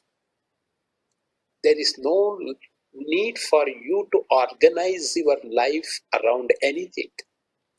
You lead your life the way, remember, the way things come to you. You are not going to plan anything specifically except, remember, uh, uh, of course, he has one single plan, the plan to kill this particular woman. Apart from that, it does not seem to have any plan. So, because actually it does not have a center to organize his world around. It keeps now, that is exactly the reason why he represents this kind of anti-aesthetic dimension of utilitarianism. And the kind of a girl he chooses to fall in love with. If you can call it falling in love, remember, then it is a pathetic love affair, right? He has fallen with this very, very thin and very, very emaciated, somebody who looks like, I mean, of course, she is in her teens, but somebody who looks like a 10-year-old girl, 10-year-old. And this is the kind, so because it shows that this particular man keeps choosing things which are not in any way, remember, either beautiful or organized. So he loves this kind of a chaos. And for Dostoevsky, this is what will come of your rational egoism, your self-interest, putting your self-interest, remember, over your love for your neighbor. love for your neighbor. This is what will happen. So Dostoevsky here is trying to, and the chain that comes about is something very interesting. See, it is not the murder which changes Raskolnikov. Murder does not change him. And murder can only be seen as one trivial incident in his life because it's not going to change anything. It's not going to change him psychologically. It's not going to change him in any way. It is his love for Sonia which changes him. And why this particular is titled Crime and Punishment? You have this particular crime being committed. Of course, it's a crime. This crime of twin murders. But Raskolnikov does not change after he murders these two old women. This is how he was even before the novel begins. And after the novel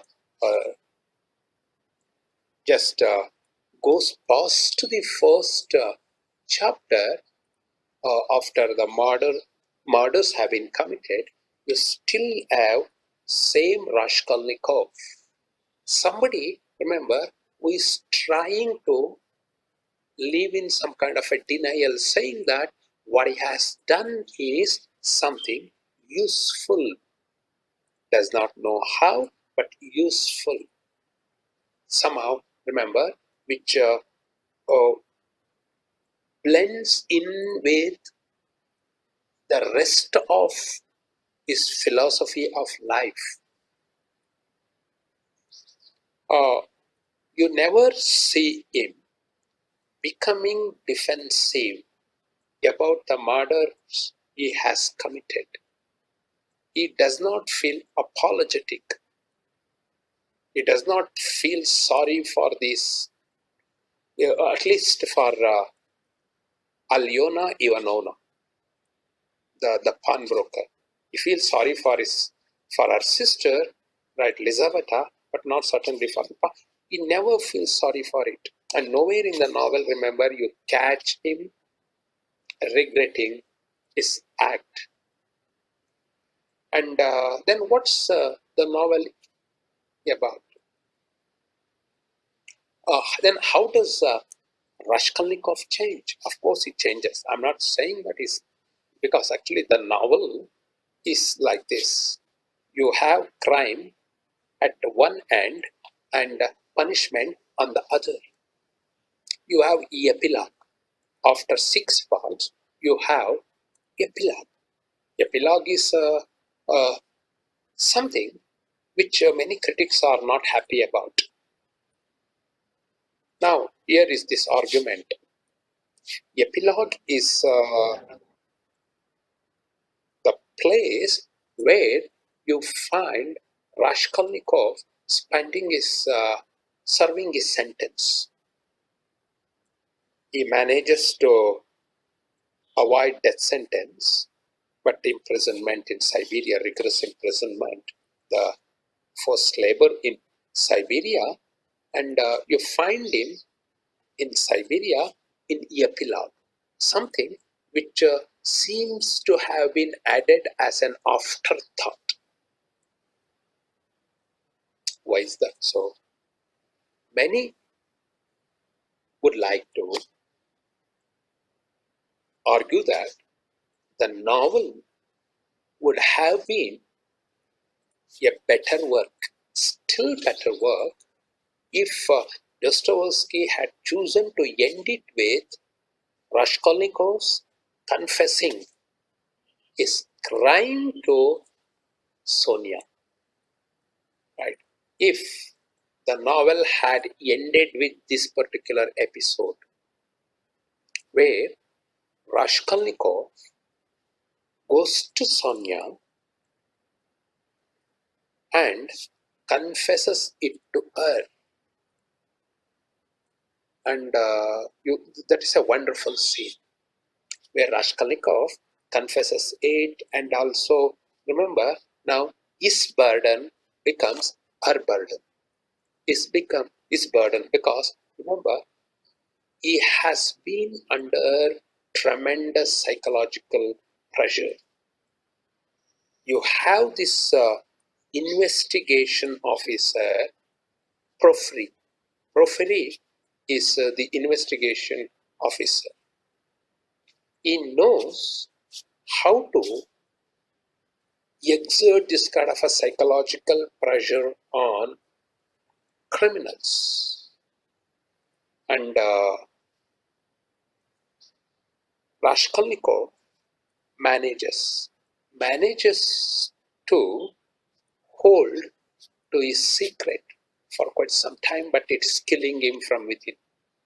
And throughout the novel, you find Raskolnikov fainting a good number of times, remember, and also many times running temperature, having this delirious experiences, and also hallucinating a good number of times because once he has committed this crime, there is one person he cannot hide it from.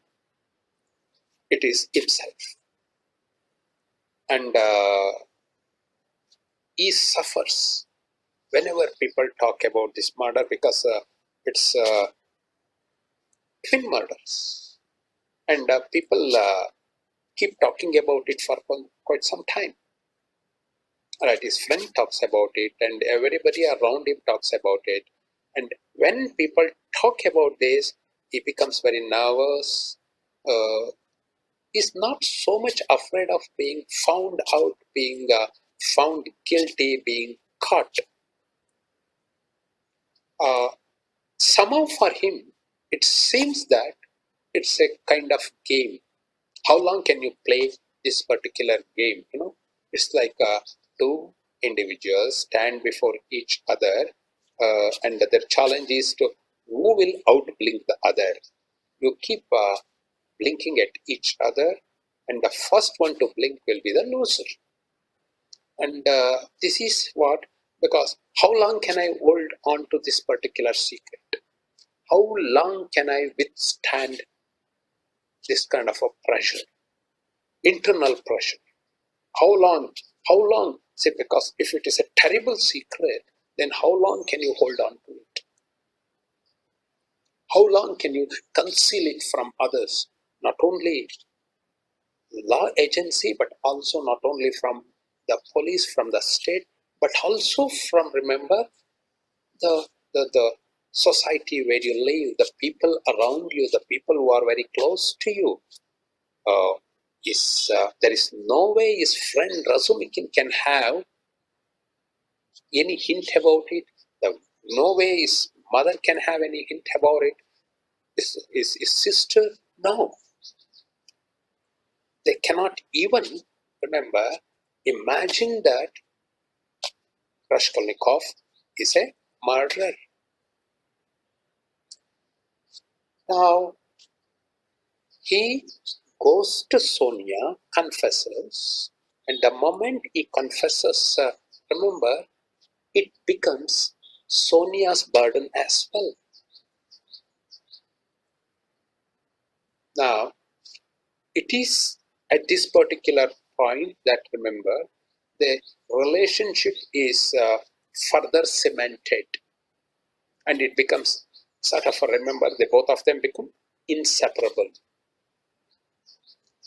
And so there is a third person eavesdropping when this confession comes about. When he makes this confession, there is third person, Svedrigelov. There is one character, very interesting, strange character, and also a kind of a villainous character uh, called Svedrigelov. Svedrigelov uh, overhears this confession because he is staying next a room where Sonia lives, and he tries to blackmail Svidrigailov, because Svidrigailov is the former employer of Donya. Donya is Raskolnikov's sister, and that is where she worked in his estate, and where he tried to seduce her. And it seems that he has come all the way from his estate far away in the country to Petersburg just to talk to Donya, and there is a wonderful scene there. We won't go into that because we uh, have this character most on our mind. Will Raskolnikov, remember, this is how Raskolnikov finally decides. The moment he makes up his mind to confess to Sonia, admits his crime to Sonia, he has he has decided to change. And in that particular scene, remember, he also makes her read one particular chapter, one particular chapter from the New Testament. She reads it, right? And very interesting is that where she reads from the Bible, which particular part of it, which particular one, and it's about, remember, Lazarus. Lazarus, you are very familiar with while talking about Sylvia Plath. I refer to it, Lady Lazarus. Lazarus is this biblical character. He dies and he remains dead for 3 days. Finally, Christ arrives, and Christ brings him back to life. Brings him back to life, right? And that is exactly the reason why he's known as 3 days Lazarus. He was dead for 3 days and came back to life after, right? Uh, uh, Now, it is this particular part of the Bible that uh, Raskolnikov makes Sonia read. This is how, remember, you know the significance of it. Raskolnikov is going to be killed. Raskolnikov is going to be killed. And Raskolnikov is going to come back to life.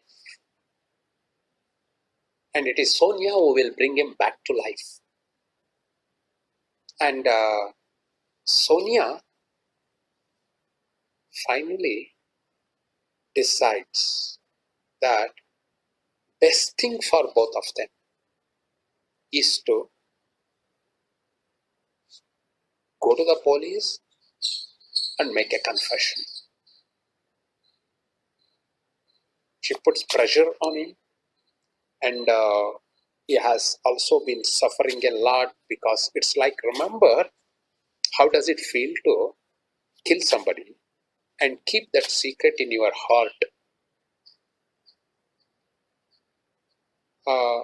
Now, your punishment is not the punishment, remember, the state hands you over. The society inflicts upon you for the crime. The real punishment comes in this form. You have to live with this knowledge. Even if you manage to escape from every one of them, manage to escape from every one of them, remember, you know what happens is this: you have to live with this real painful awareness. Raskolnikov really means, remember, schism or divided. Raskolnikov. Why he chose this particular noun, or why this particular name? Because you have this character. Somebody who is very compassionate. Somebody, remember, who wants to be of use to people. But somebody, remember, also seems to believe that uh, is above the rules which hold good for others. Somebody who believes that uh, it's a responsibility to save the world in his own way, and killing Ivanova is one attempt at saving this world, right? And and in this particular act, he is antichrist-like, because he knows that the world cannot be saved by killing. The world cannot be saved by remembering going around eliminating people. That is not how Christianity looks at things. You are not going to save this world by killing all the bad people, or trying to kill all the bad people if there are. Even if you could kill all of them, even if you had the resources to kill all of them, even if you had the power to kill all of them, you would not be establishing the kingdom of God. Kingdom of God, remember, cannot be built on elimination of, remember, a particular faction of humanity, a particular group of individuals. So he has this kind of a very flawed view of humanity, and flawed view of history, and flawed view of salvation. And how it changes Sonia. Because remember, uh,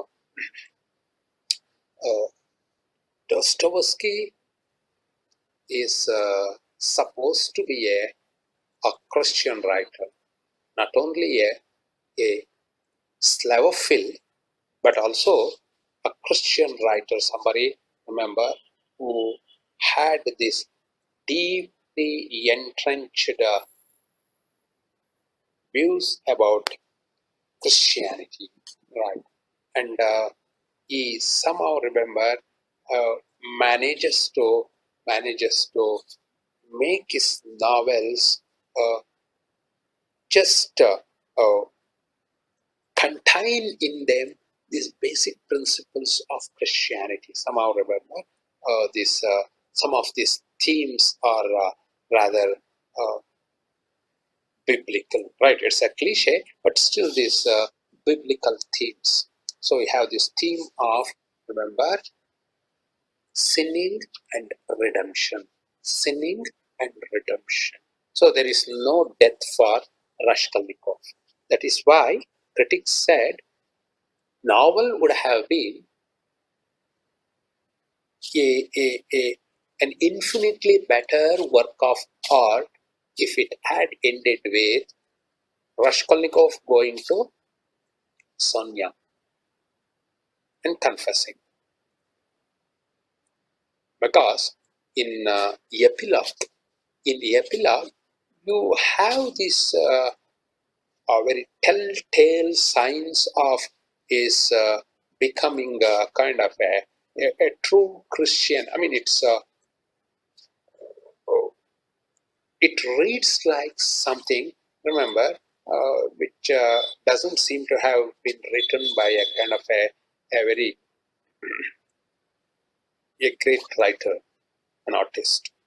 Uh, so we have this argument.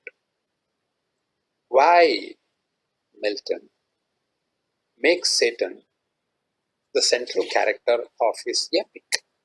And we have already discussed it at length. Uh, many would argue, right? Many would argue, including Yamson, that Milton was a better artist than a Christian. Of course, he was a Christian, but he was a better artist. So he wanted to produce a better work of art. See, he is not producing something which he hopes will replace the Bible. No, he's not trying to produce a kind of a, remember, a simpler version of the Bible, a shorter version of the Bible. No artist ever wants to do that. Because see, no work of art can be simpler than Bible. Bible is the simplest one. So Dostoevsky somehow, many critics believe, uh, could not overcome this kind of this kind of his passion for Christianity. So he allowed the Christian in him to just overwhelm the artist in him, right? To simply overpower the artist in him. Now you have this novel ending on this kind of a very obviously and also very inartistically Christian theme, right? Where actually you have him spending time in prison, and Sonia visits him a good number of times, and also you get you plenty of hints about the change which is coming over Raskolnikov, right? Raskolnikov and his sister Danya and his friend Razumikin are married, and so it sort of ends on a happy note. But remember, your belief in Christianity would have been in vain if it had not ended in on a happy note. If you see the world unfolding along the lines just hinted head by uh, Christian cosmology, Christian theology, and then oh, you would have been you would have been writing something else. You would have been writing something else because there you can always see the struggle between this artist and this Christian, and many would argue, and even Errol Bloom argues in it is one novel he has difficulty reading. I can see I can see how this novel is going to end. I know, and it is not going to surprise me. It is not going to surprise me. It is not the police who bring about change in Raskolnikov. Police do not bring Raskolnikov's change is something, remember, which has to be projected as internal, something which comes from within, right? Because that's how he is seen as somebody who uh, you know this, that there is this pressure, but he does not buckle under the pressure. Remember, it gives him nightmares. He has a number of nightmares. You keep seeing them. There is one nightmare before he commits that murder. I do not know whether you have read the novel, but read that particular part where actually, remember, he has a very terrifying nightmare. In the nightmare, remember, his 6 or 7 year old boy is going to uh, a cemetery with his father, right? And oh, on the way, remember, this happens in his dream, in his nightmare, if you like.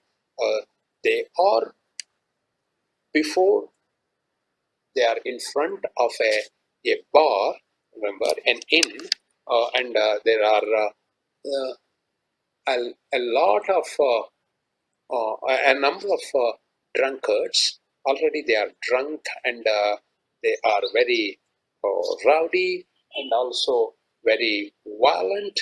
And these drunkards, remember, all these drunken men, they they killed a male, an old male.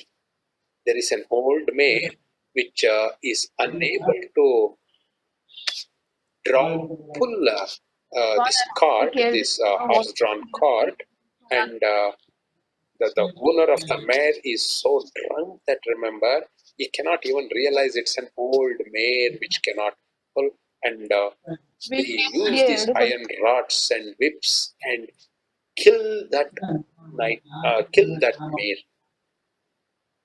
right?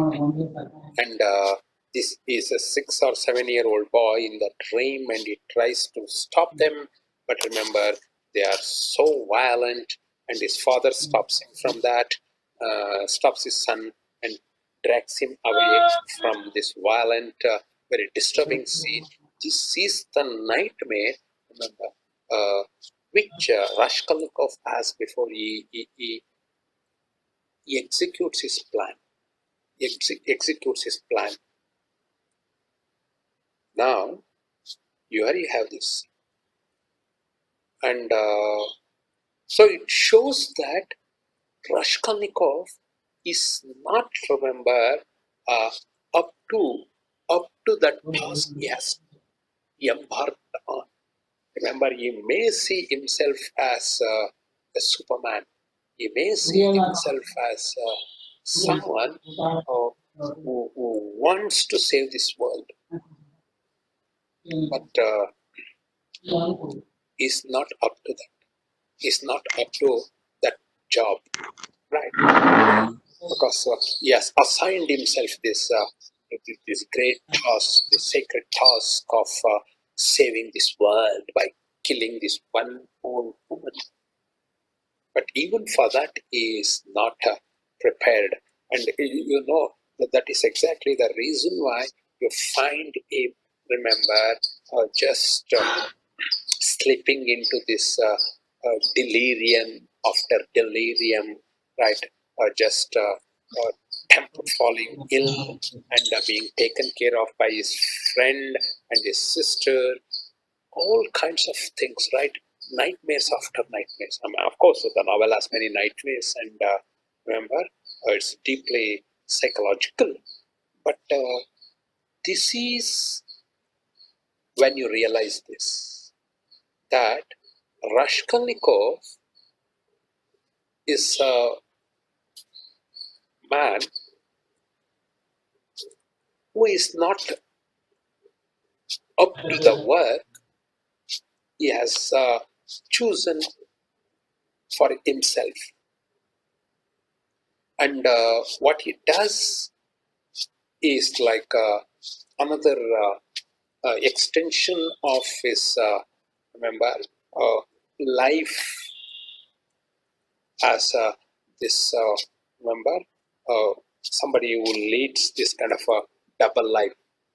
Right? It's like a kind of a Jekyll and Hyde.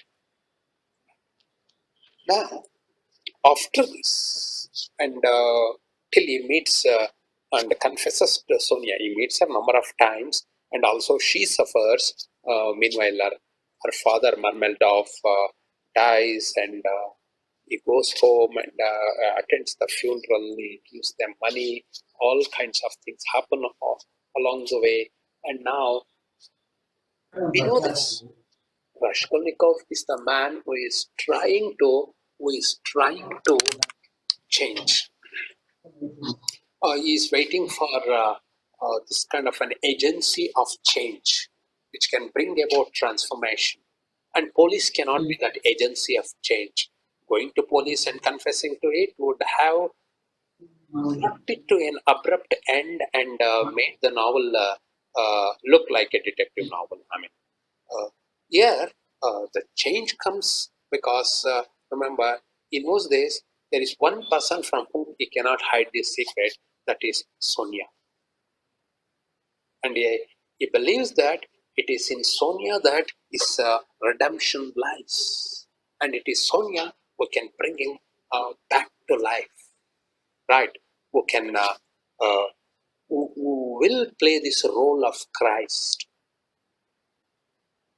and he can be brought back to life after this brief spell of we don't know how many days, perhaps 3 days in case of Lazarus, and she can bring him back to life, make him right?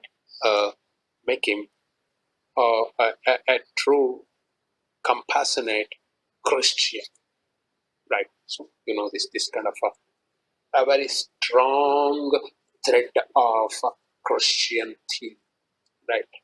Where you have him change. So this is what is, remember, the novel about. This is what the novel is all about, and many things happen because actually, say, even in our regular classrooms, we cannot go into all these details. That is exactly the reason why I wanted you to read the novel. At least read its summary somewhere, right? Find it. I think I must have sent you a cliff notes. At least read cliff notes. It will give you a detailed summary of the novel, right? A detailed summary of the novel. Then you try to think of, focus on this character of Raskolnikov and how Raskolnikov changes, right? And how actually after it changes or it decides to change, of course, courtesy, Sonia, and constant pressure from her, you have Raskolnikov going to the police and just confessing, and because he confesses it himself, this the death sentence, it's commuted and is given this. Now, apart from this, there are many incidents in the novel and many other characters in the novel, remember, who give you an insight into the kind of life people led in the mid 19th century Petersburg. It was a sort of a metropolitan city, right? It was a kind of a Russian equivalent of London in mid 19th century. And the kind of underworld, the darker side of Petersburg, always fascinated Dostoevsky. The darker side of it. It's like, remember, characters. It's like human beings. We have our, remember, visible parts, something which we put up, right? The way we appear, the way we conduct ourselves in the light of, remember, in the gaze of public. But there are also darker sides to our personalities. And he believes that every city has the same problem. It's like, remember, he was crudely theorizing this concept of the unconscious. He was not totally unfamiliar to psychoanalysis, even though Freud wasn't there yet. I mean, hadn't. He knew certain things about psychology, and you know how he uses dreams, and the irrationality of dreams. But for him, remember, it is this irrationality of dreams that, remember, you have to come out of the influence of. Then only remember, you can be a real thinking, right, and active Christian. And that is what he ends up becoming, and that is what we are.